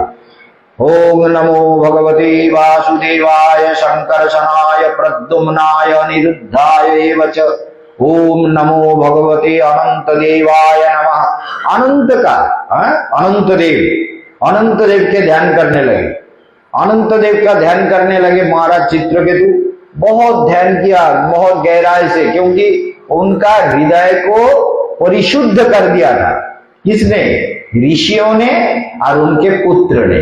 पुत्र के द्वारा ऋषियों ने उपदेश दिलाया, पुत्र के उपदेश पा करके वो धन्य हो गए। बोले अरे भाई कौन की पुष्य के पति पुत्र आता, कौन हमारा है? पुत्र कौन है? आत्मानुस्तु सर्वमेव प्रियम भवति। आत्मा है तभी प्रिय लगता है ना। आत्मा, अगर पुत्र मर गया तो उसको प्यार करोगे? वो कितने दिन प्यार करोगे? वो सड़ जाएगा, गल जाएगा, कीड़े पड़ जाएंगे, दुर्गंध हो जाएगा। पुत्र मर गया तो क्या होगा? आत्मा है, आत्मानस्तु पुत्र प्रिय भवति, पति प्रिय भवति, आत्मानस्तु सर्वमेव प्रियम भवति। आत्मा के कारण सब कुछ प्रिय लगता है, लेकिन आत्मा चले जाने के बाद कोई प्रिय नहीं होता। आत्मा मर जाने के बाद जितना देर घर में रखोगे उतनी परेशानी बढ़ेगी। अरे मर गया, अरे तुम कितना भी रोते रहो, रोते रोते एक समय रोना विराम करके लोगों से बोलना होगा कि ये शव को कैसे निकाला जाए। रोना बंद करना पड़ेगा। बोले ये शव तो फिर बदबू फैलेगा, फिर सड़ेगा, फिर कीड़ा होगा, परेशानी होगी, इसको निकालो, जल्दी जल्दी निकालो, अब निकालना है। क्योंकि यही नियम है, यही प्रकृति का नियम है, यही कानून है। आत्मानस्तु सर्वमेव प्रियम भवति। आत्मा है तभी सब कुछ प्रिय लगता है, प्यारा लगता है। आत्मा नहीं है तो कोई किसी का प्रिय नहीं है। इस बात को ध्यान दो। फिर क्या हुआ? वो तपस्या करने लगे, घोर तपस्या। तपस्या में अनंत देव प्रसन्न हुए, वहां प्रकट हो गए भगवान। अनंत देव प्रकट होकर बोले बरम ब्रूहि। बोले प्रभु क्या मांगू? यही मेरे समझ में नहीं आ रहा है। आप जो चाहे जो आपको जो इच्छा है, हमें कुछ नहीं चाहिए, क्योंकि हम तो राजा थे। क्या राज्य मांगू? राज्य तो मेरा है, पुत्र है, पुत्र ने कहा कि सारा मिथ्या है, पत्नी है, सुख सुविधा है, ऐश्वर्य है, प्रजा है और सैन्य आदि सब है, तो हम आपसे क्या मांगे? जो आपकी इच्छा हो आप दे दीजिए। आपके दर्शन में से मैं धन्य हो गया और मुझे आपका कृपा मिल गया। यही बोले, देखो मैं तुमको एक विमान देता हूं, विमान, जो विमान तुम्हारी इच्छा से चलेगा, पेट्रोल से नहीं चलेगा, पायलट से नहीं चलेगा। तुम जैसा सोचोगे विमान वहां पहुंच जाएगा। सोचोगे स्वर्ग में जाना है तो स्वर्ग लोग पहुंच जाओगे, सोचो में पहाड़ में जाना है तो पहाड़ पहुंच जाएगा। वो विमान, दिव्य विमान उन्होंने दिया, दिव्यम विमानम ददाति, दिव्य विमान दिए। ये विमान तुम जहां बोलोगे वहां, जिस लोक में जाना चाहोगे, स्वर्ग लोक में, रुद्र लोक में, ब्रह्म लोक में, महर लोक में, पितृलोक में, ऋषि लोक में, तप लोक में, जैसे लोक में जाना चाहोगे वहां पहुंच जाओगे। बोले अच्छा ठीक है, बोले विमान दे दिया। तो महाराज चित्रकेतु ने क्या किया, उस विमान को लेकर के वो सीधा मन को कहा कि कैलाश चलो, शिव जी का दर्शन कर लेते हैं। तो शिव जी के कैलाश में पहुंचे।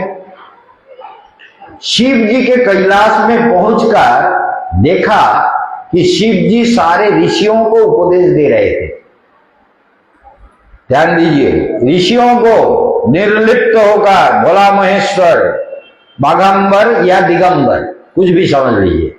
दिगंबर कुछ नहीं पहने, बागंबर कभी बाघ के चमड़े को पहन लिए, नहीं लिए तो नहीं लिए। ऐसे कैलाश पर्वत में शांत समाहित होकर के आंख बंद करके भगवान की कथा सुना रहे हैं। भगवान की कथा ही बोलना है, सुनना है, समझना है और कुछ नहीं, सारा मिथ्या है। तो भगवान शंकर कथा सुना रहे थे और पार्वती जी उनके बाएं उरु पर बैठी हुई थी और ऋषि लोगों को कथा सुना रहे थे। चित्रकेतु ने देखा, देख के उनको अजब लगा, क्योंकि मनुष्य विचार में ऐसा होता है कि कथा करने वाला शिव जी केवल त्याग, वैराग्य, तपस्या की बात कर रहे हो और गोद में पत्नी बैठी हुई है, तो ऐसा तो होता नहीं है, ऐसा नहीं होना चाहिए। मनुष्य के विचार से ये उचित नहीं है। और चित्रकेतु महाराज तो मनुष्य लोग से गए थे, अकस्मात सिद्ध हो गए, दिव्य विमान मिल गया, कैलाश में पहुंच गए। तो चित्रकेतु महाराज थोड़ा हंसने लगे, क्या बात है, ऐसे कैसे? तो आप देखिए, चित्रकेतु महाराज जब हंसे तो महादेव भी, पार्वती भी और सारे ऋषियों को उपदेश दे रहे थे, महापुरुषों को। और पार्वती चित्रकेतु को देखकर बहुत ही गुस्से हो गए। गुस्से में उन्होंने अभिशाप दे दिया, तुम तो बहुत बड़ा दुष्ट हो। ये कैलाश पर्वत है, ये भगवान शंकर का धाम है और जिनके धाम में आए हो वो कौन है? मदन दहन, क्या है? शशि शेखर, सो वही भूषण, सर्प जिसका अलंकार, शशि चंद्रमा जिसके अलंकार बन गए। ऐसे गंगाधर का तुम दोष देखते हो, पापी नराधम। तुमको मैं अभिशाप देता हूं, तुम असुर जनि प्राप्तम, असुर जनि प्राप्त हो जाओ। बोले ये क्या हुआ? महादेव बोले, देवी ये क्या कर दिया, जल्दी जल्दी क्यों अभिशाप दे दिया? बोले प्रभु देखो ना, ये क्या दंड मुंड का करता है, इनको दंड देने का अधिकार क्या आपने दे दिया है? ये कौन क्या करेगा, कौन कैसा आचरण करेगा, ये सब निर्धारण क्या इनके हाथ में है? ये मूर्ख ऐसे स्वयं मदन दहन महादेव को देख करके ये हंस रहा है, महापापी है, इसलिए मैंने कहा अशुभ जनि प्राप्त हो। सोचिए बात को। तो इस बात को देख करके महादेव बोले, देवी अभिशाप देना शायद जल्दीबाजी में तुमने कर दिया, ऐसा नहीं होना चाहिए।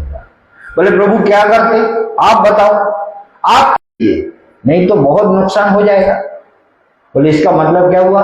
बोले मतलब ये हुआ, ये घर बार, पति पत्नी, पुत्र, संसार जो भी कुछ है ये बाहरी वस्तु है, ये बाहर रहने दो और भगवान की भक्ति, प्रेम, श्रद्धा, अनुराग, भगवान के प्रति प्रीति, जो भाव है वो हृदय में रखना चाहिए। वो तो मैंने हृदय में रखा, भक्तों को यही कहता कि वो तो मैंने हृदय में रखा, पत्नी बाहर की चीज है, बाहर रख दिया। पार्वती थोड़ी सी, हाँ मैं बाहर की चीज हूं तो ठीक है। जब महादेव बोले नाराज ना हो देवी, यही बात है, हृदय भगवान के लिए है और बाहरी वस्तु जगत के लिए है। इसलिए हृदय में भगवान की भक्ति, प्रेम, श्रद्धा, भगवान के प्रेम, यही हृदय में रखना है। इसलिए पत्नी, पुत्र, संसार वस्तुओं को अंदर मत घुसाओ। इसको अंदर घुसाओगे तो दुखी हो जाओगे, परेशान हो जाओगे।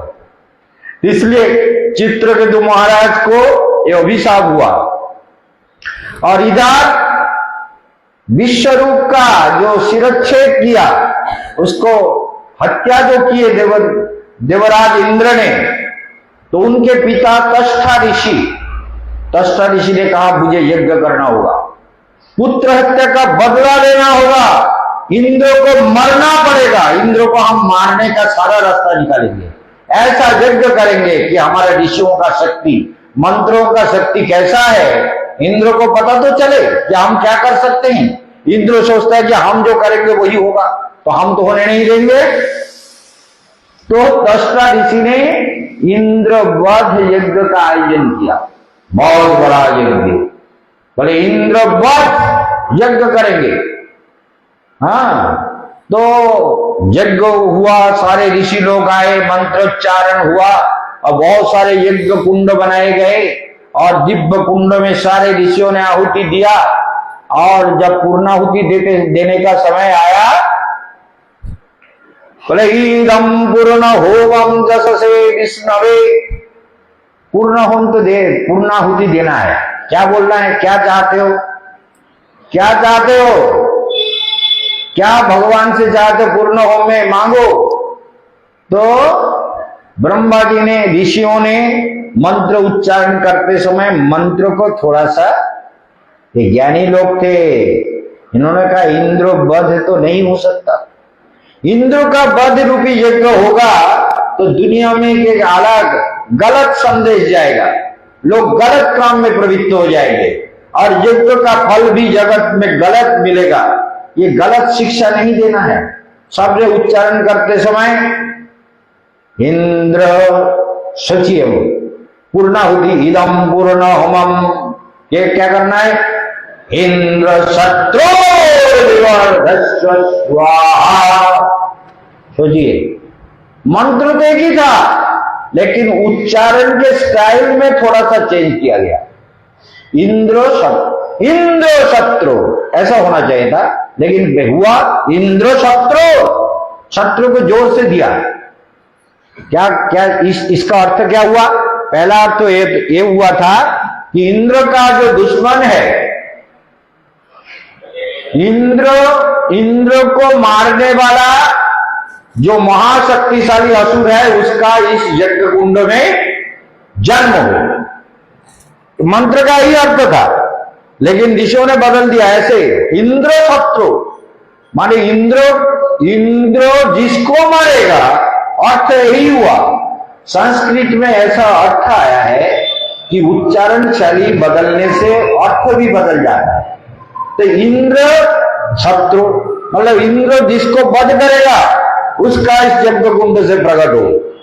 कह के जो इंद्र शत्रु विवर्धस्य स्वाहा, जब आहुति दिया तो भयंकर धूम्र राशि उत्थित हुए ऋषियों के सामने और आसमान तक विस्तृत महाधूम्र राशि, और वो धुआं निकला एकदम आसमान तक विस्तृत, बहुत धुआं।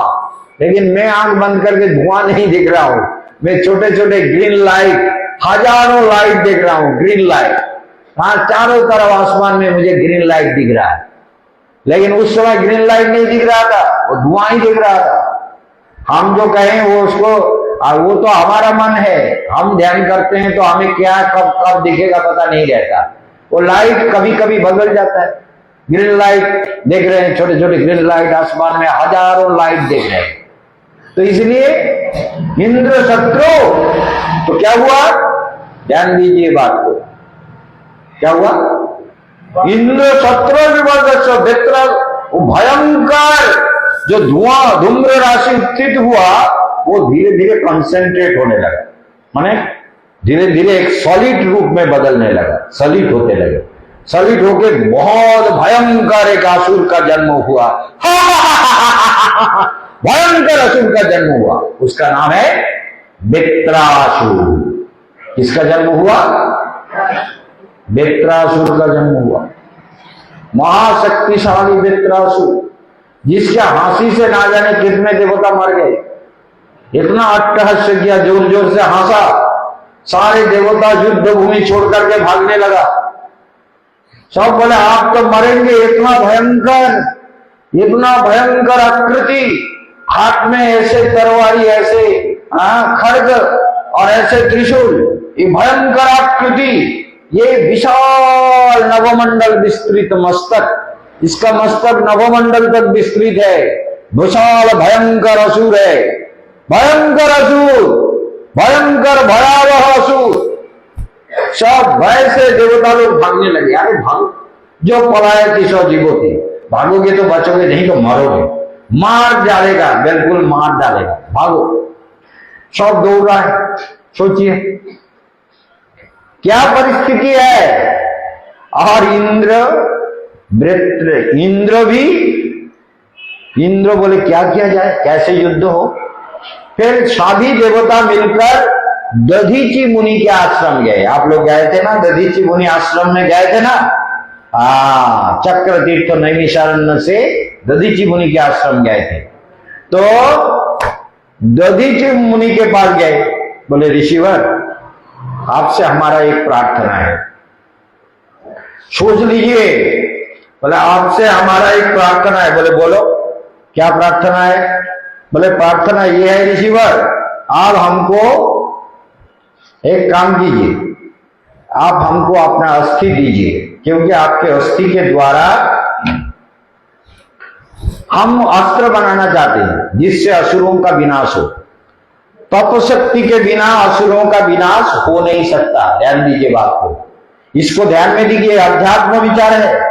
क्योंकि असुरी वृत्ति का विनाश कब होता है, जब हमारे अंदर तपस्या की शक्ति बढ़ती है, ध्यान की शक्ति बढ़ती है, अध्यात्म विद्या की शक्ति बढ़ती है, हृदय आलोकित हो जाता है, मन पुलकित हो जाता है, आनंदित हो जाता है, कोई क्षोभ नहीं रहता, कोई द्वेष नहीं रहता, कोई मांगने की प्रवृत्ति नहीं रहती, हृदय आनंद से भर जाता है।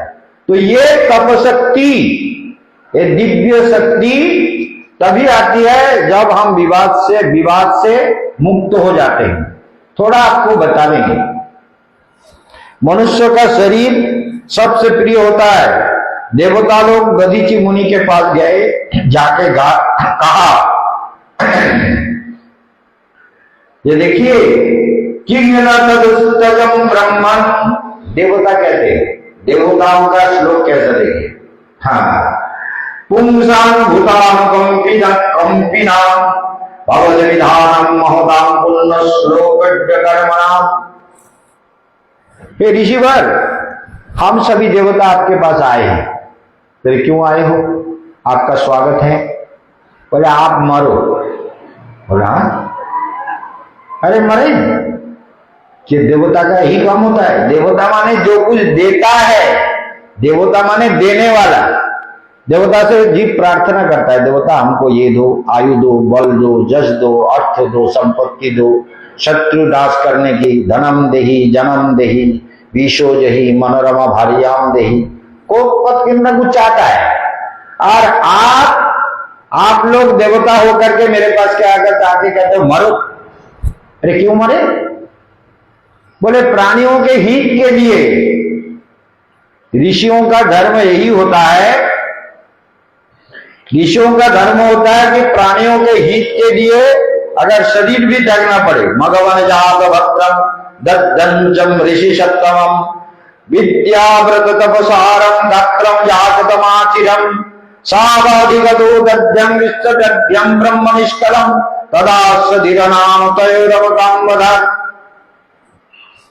ब्रह्मा जी ने यही कहा कि दधीची मुनि के पास जाके तुम उनसे मांगो, नहीं तो तुम्हारा कोई उपाय नहीं है, तुम सब मारे जाओगे। वृत्रासुर को वध नहीं करोगे। असुरों ने सब कुछ ले लिया। सारे देवता भागते हुए दधीची के आश्रम में गए। कि आप हमको बचाइए, आप अपने शरीर को दे दीजिए। हाँ, नूनम सत्य परलोक नो वेद पर संकटम यदि वेद नो वेद नेति दाहो यदीश्वर। नूनम सत्य परलोक नो वेद पर संकट। देखिए उस दिन भी कह रहे थे नो वेद पर, दूसरे का संकट, दूसरे का कष्ट कोई समझना नहीं चाहता, अपना ही संकट बोलेगा, हमारा ये परेशानी, हमारा ये परेशानी। लेकिन संसार में ऐसा पूछिए कौन परेशान नहीं है? कौन परेशान नहीं है? करोड़पति परेशान नहीं है, अरबपति परेशान नहीं है, दरिद्र परेशान नहीं है, खेती बाड़ी करने वाले चाषी लोग परेशान नहीं है, और जो ठीक से साधु बन गए ठीक से साधु नहीं हो पाए वो परेशान नहीं है, सारे परेशान है। जब तक भगवान के पास नहीं पहुंचोगे तब तक तो परेशान ही परेशानी झेलना पड़ेगा, इससे कोई मुक्ति है ही नहीं। परेशान परेशान तो सबको होना पड़ता है। इसलिए नो वेद पर संकटम, दधी जी मुनि कहते हैं कि दूसरों का संकट नहीं, नो यदि वेद न जाते तो नेति जाओ यदीश्वरा, यदि जानता तो कोई दूसरे से मांगता नहीं। देखिए क्या क्या मांगते हैं लोग। अतिथि बालकश्चैव राजा भार्यास्तथैव अस्ति नास्ति नो जानन्ति देहि देहि पुनः पुनः। अतिथि, जो अतिथि आया आपके घर में, आपके घर में आजकल तो इतना अभाव नहीं है, लेकिन पहले जमाने में बहुत अभाव था। अब अतिथि आ गया, अगर 5-10 अतिथि आ गया, पता नहीं क्या खिलाएंगे, घर में चावल नहीं है, आटा नहीं है या सब्जी नहीं है, बहुत परेशान हो रहा है। अतिथि को चाहिए, अतिथि क्या चाहता है? बोले तुम्हारे घर में क्या है नहीं है, हम आए हैं तो हमको अच्छी तरह से खिलाओ। अतिथि देवो भव, अतिथि का सेवा करना तुम्हारा धर्म है तो ठीक से हमारा सेवा करो। बालकश्चैव, छोटा बच्चा है, उसको क्या समझ, वो कहता हमको ये दे दो, वो दे दो, बाजार में जाएगा ये खेलना दो, ये मिठाई दो, वो दो। कितना भी देते रहो उसका मन भरेगा नहीं, भरेगा? कितना भी खरीद के दो, बोले इतना लेके क्या करोगे, बोले हमको और चाहिए। बालकश्चैव, अतिथि और बालक, इनको संतुष्ट नहीं कर पाओगे।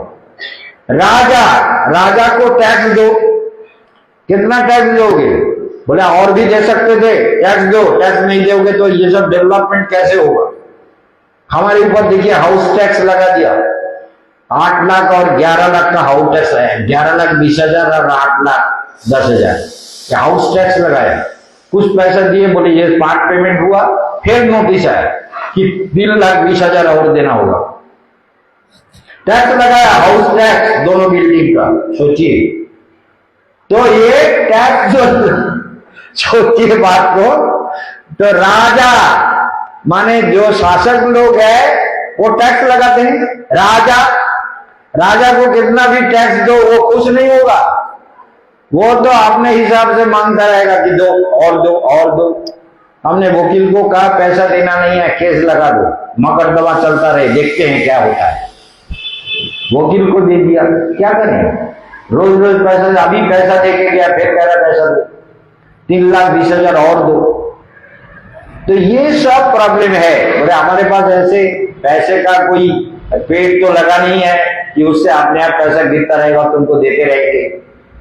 हम वहां जाके बोले नगर पालिका में कि ऐसा करो, तुम्हारा घर थोड़ा खाली छोड़ दो, हम तुम्हारे घर में चोरी डकैती करके लाएंगे, लाके तुमको पैसा देंगे, हमारे पास इतना पैसा नहीं है।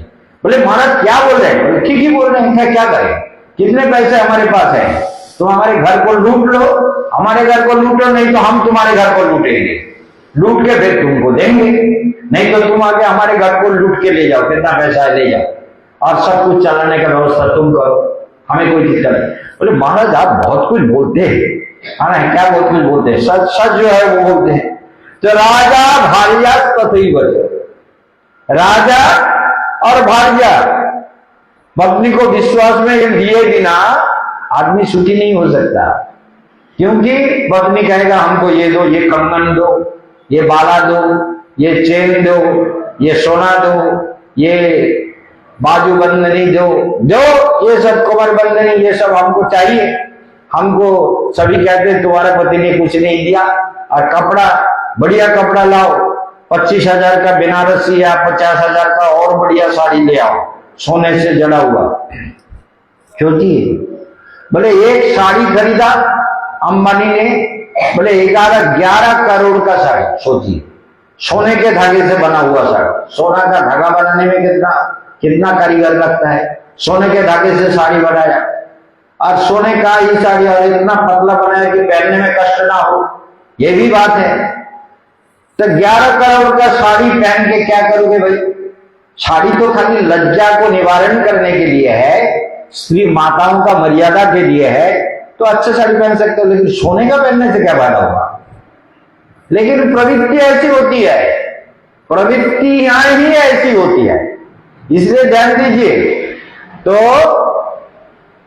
क्या राजा भार्यस्तथैव चौस्ति नास्ति नो जानन्ति, है या नहीं जानने का जरूरत नहीं है, देही देही पुनः पुनः, दो। और देवता लोग भी ऐसे ही दधीचि मुनि के आश्रम में गए कि आप दे दो, शरीर को दे दो, हम हड्डी से अस्त्र बनाएंगे। दधीचि मुनि के नाक के हड्डी से भगवान शिव के धनुक बने। कौन सा धनुक? पिनाक। शिव का एक नाम है पिनाक। ये नाक के हड्डी के द्वारा जो धनुष बना है, वो धनुष शिव जी के हाथ में रहता है। और हाथ के हड्डी के द्वारा जो धनुष बना है, उसका नाम है श्रांग। मां नारायण के हाथ में रहता है, इसलिए नारायण का एक नाम है श्रांग वाणी। क्या समझे? नारायण का एक नाम है श्रांग वाणी, माने हाथ के हड्डी से जो धनुष बना है वो नारायण के हाथ में गया, और हाथ के इधर वाला हड्डी से जो बना उससे वज्र बना। वज्र असुर को मारने के लिए वज्र भी बना। तो देखिए दधीचि मुनि के अस्थि के द्वारा बहुत सारे अस्त्र तैयार हुए, और दधीचि मुनि शरीर छोड़ दिया। और दधीचि ऋषि क्या बोलते हैं, उनका एक दो श्लोक हम सुन लेते हैं। दधीचि कहते हैं, धर्मम वसृतुकामेन धियं मे प्रत्युदारितः एषवः प्रियमात्मानं तजन्तं संतजाम्यहम्। देखो एक बात तुमको बताऊं, मनुष्य का सबसे प्रिय क्या होता है जानते हो तुम? मनुष्य का सबसे प्रिय है उसका शरीर। अब तुम इतने बेशरम देवता हो, तुम मेरे शरीर को ही मांग रहे हो। कम से कम थोड़ा सोच विचार करके कहते, बोले क्या करें, इससे उपाय नहीं है। असुरों से बचने के लिए यही प्रभु का आदेश है, ब्रह्मा का आदेश है कि आपके हड्डी के द्वारा बनाए गए अस्त्र के द्वारा ही हम कल्याण पा सकते हैं, हमारा कल्याण हो सकता है। तो इसलिए आपको ये अस्थि हमको देना है। सोचिए। तो दधीचि मुनि बोले, देखो पहली बात तो यह है, मैं तुम्हारे कल्याण के लिए अपने शरीर को एषव प्रियम आत्मानम, ऐसे जो शरीर सबसे प्रिय है, तदंतम संतजाम्यहम, वो हम समग्र रूप से शरीर को छोड़ देते हैं। हमारा हड्डी लेकर के हमारे तपशक्ति के प्रभाव से तुम जो कुछ करना चाहो करो। इसलिए ऋषियों ने यही कहा है, एतावानद्वयो धर्म पुण्य श्लोक उपासितः जो भूत सुख हर्ष मत्मा सोचती हिष्यति। ऐसे ऋषियों का जीवन होता है कि आनंद से शरीर को त्याग देते हैं दूसरों के कल्याण के लिए, दूसरों के हित के लिए। परहिताय बहंती नद्या, नदी बहती है दूसरों के कल्याण के लिए। जैसे हम अभी बार बार आपको कह रहे थे सिंधु नदी, सिंधु नदी क्यों बहती है? दूसरों के, उसके जल पी के, उसके जल से खेती बाड़ी होता है, पहाड़ों का सुंदर जल आता है। वही जल पाकिस्तान को भी मिलता था, अभी हम लोगों ने बंद कर दिया भारत में, बोले जल तुमको नहीं दिया जाएगा। तो इस तरह से सोच लीजिए ये नदी क्यों बहती है? बहुत ही कल्याण। जो लोग परहिताय गावी, जो गाय माता, गौ माता जो दूध देती है, परहितार्थाय गावंती गावो, वो गाय जो दूध देती है दूसरों के हित के लिए। परहितार्थाय फलंति वृक्षा, वृक्ष में जो फल होता है वो दूसरों के कल्याण के लिए होता है। और साधु भी दूसरे कल्याण के लिए शरीर भी छोड़ सकता है। देवताओं के हित के लिए दधीचि मुनि आपने शरीर को छोड़ दिया। तो हमने देखा दधीचि मुनि ने शरीर छोड़ा और उनके हड्डी के द्वारा वज्र बना लेकर के युद्ध करने पहुंचे। ध्यान दीजिए बात को, बहुत ही कठिन विचार है कि युद्ध के लिए जब पहुंचे तो वृत्रासुर हंसने लगा। वृत्रासुर को कोई डर नहीं था। ध्यान दीजिए, वृत्रासुर ऐसे स्तुति किया भगवान का कि जिसको सुन करके सारा दुनिया, सारे देवता सारे स्तब्ध हो गए। वृत्रासुर को मारने के लिए जब वृत्रासुर हुंकार जहा तो इंद्र के हाथ से वज्र गिर गए। वेद में भी मंत्र आया, वज्र संशते हस्तात्। इंद्र के हाथ से वज्र गिर गए। डर के मारे वृत्रासुर का भयंकर हुंकार और हास्य देख करके वज्र गिर गया और वृत्रासुर बोले, देवराज क्या बात है, मरने का डर है? ध्यान दीजिए, राधे राधे, मरने का डर है, चिताओ मरने का डर है। अरे कुछ नहीं होगा। क्यों? वृत्रासुर के वचन को सुनकर इंद्र आश्चर्य हो गया। बोले, देखो, या तो हरिर श्रीर विजयम गुणास्ततः। जहां हरि है, हरि वहां श्री है, विजय है, सद्गुण है, सारे ऐश्वर्य संपद है, सुख संपदा, सब कुछ हरि जिसके पक्ष में है। हरि अगर किसी के पक्ष में हो जाए तो उसका कभी अकल्याण हो ही नहीं सकता। इसलिए हरि तुम्हारे पक्ष में है, मेरे पक्ष में नहीं है। मैं असुर हूं, मेरे पक्ष में हरि नहीं है। तो वज्र डर के मारे वज्र भी गिर गया। उठा लो, उठाओ वज्र, उठाओ, मुझे मारो, मृत्यु मेरी होगी, पराजय मेरी, पराजय मेरे लिए पराजय, तुम्हारे लिए विजय। तुम विजय पाओगे, मुझे पराजय, मैं पराजय पाऊंगा, मुझे मृत्यु होगी और तुम सब कुछ तुमको मिलेगा। इंद्र वित्रावच श्रुत्वा गतालिक तत विस्मया। इंद्र वृत्रासुर के वचनों को सुनकर विस्मित हो गए, आश्चर्यचकित हो गए। ये कैसे है? जिसके साथ युद्ध हो रहा है वो कह रहा है कि विजय तुम्हारा है, ऐश्वर्य तुम्हारा है, संपत्ति तुम्हारा है। ये कैसे है? इसकी भावना कैसी है? सोच लीजिए। इस विचार को हम कल आपको विशेष रूप से दिखाएंगे। वृत्रासुर ने क्या कहा? वृत्रासुर के स्तव को सुनकर के भागवत में कहा गया, इतना बढ़िया स्तव भागवत में कहीं नहीं है। वृत्रासुर ऐसे सुंदर स्तव किया। सोचिए, या तो हरि, बात को मन से बोलिए, या तो हरि श्री विजयम गुणास्ततः। हरि जहां है वहां सब कुछ है, इसलिए हरि तुम्हारे पक्ष में है, तुमको सब कुछ मिलेगा। इंद्र इस बात को सुनकर के आश्चर्य हो गए और इंद्र वृत्रासुर का प्रशंसा करने लगा। तुम कौन हो? कैसे ये सब विचार तुम्हारे मन में आता है? अहं हरे तब पादैक मूला। वृत्रासुर कहते हैं, हरि बोले हरि तुम्हारा है। भगवान बोले नहीं, मैं इंद्र का नहीं हूं। जो मेरे ऊपर ऐसा विश्वास करता है, जो मेरे ऊपर ऐसा श्रद्धा रखता है, जो मेरे को ऐसा सोच सकता है कि जहां हरि है वहां सब कुछ है, ये विश्वास जिसके मन में है, मैं तो उसी का हूं। भगवान प्रकट हो गए वृत्रासुर के सामने। वृत्रासुर के सामने प्रकट होकर बोले, वृत्रासुर मैं तुम्हारा हूं, मैं इंद्र का नहीं हूं। क्योंकि तुम जैसे भक्त जो ऐसा विश्वास करे कि प्रभु के प्रति भक्ति होने से सब कुछ मिलता है, ऐसे निर्मल पवित्र शुद्ध भाव, निर्मल पवित्र शुद्ध चेतना, शुद्ध भक्ति जिसके हृदय में है, मैं उसी का हो जाता हूं। मैं तुम्हारा हूं, मैं इंद्र का नहीं हूं। वरम गृही, वर मांगो। वृत्रासुर को बोले वर मांगो। इंद्र उधर से देख रहा है कि भगवान हरि उसके पक्ष में चला गया। मेरे पक्ष में नहीं रहा। हरि चले गए वृत्रासुर के पास। और ये तो बड़ा मुश्किल हुआ, वृत्रासुर के पास चले गए। पता नहीं वृत्रासुर तो स्वर्ग मांग ही लेंगे, स्वर्ग मांग लेंगे, राज्य मांग लेंगे, वैभव मांग लेंगे और ब्रह्मलोक भी मांगे। जो भी मांगेगा भगवान हरि तो सब दे देंगे। भक्त का वशीभूत है भगवान, सब कुछ दे देंगे। हाय हाय क्या होगा।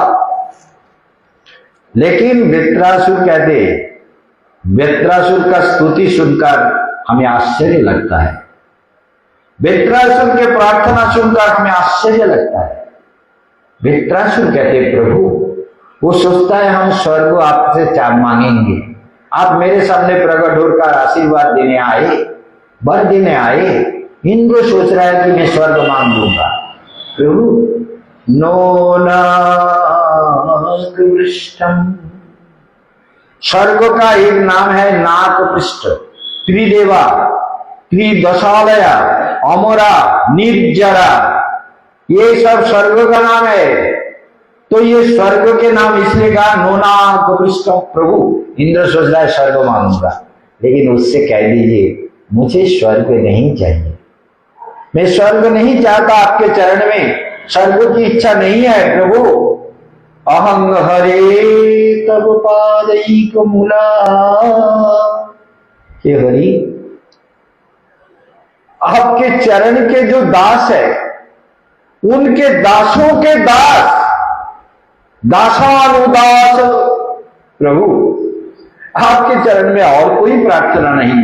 आपके चरण के जो दास है, आपके दासों के भी जो दास है, मुझे उनके दास होने का सौभाग्य, उनके चरण रेणु में अभिषिक्त होने का आशीर्वाद दो प्रभु। मुझे स्वर्ग नहीं चाहिए, मुझे विषय वासना नहीं चाहिए, हमें भोग तृष्णा नहीं है प्रभु। इसलिए अहं हरे तब पादैक मूला, दासानुदास भवितास्मि भूयः, हरे स्मरितासु पाद गुणास्ति, गृणीत वाक्कर्म करोतु कायः। ऐसे वृत्रासुर ने भगवान को स्तुति किया। वो स्तुति हम काल विचार करेंगे। वृत्रासुर का स्तुति अलौकिक है, दिव्य है, महान है, परम दिव्य है। वृत्रासुर क्या स्तुति करते हैं इसके बारे में काल विचार करेंगे। आज समय हो गया, आज भागवत की आरती होके कीर्तन होके समाप्त करेंगे। ओम मंचाकल्पतरुभ्यश्च कृपा सिन्धुभ्यश्च पतितानां पावनेभ्यो वैष्णवेभ्यो नमो नमः। ओम शांति।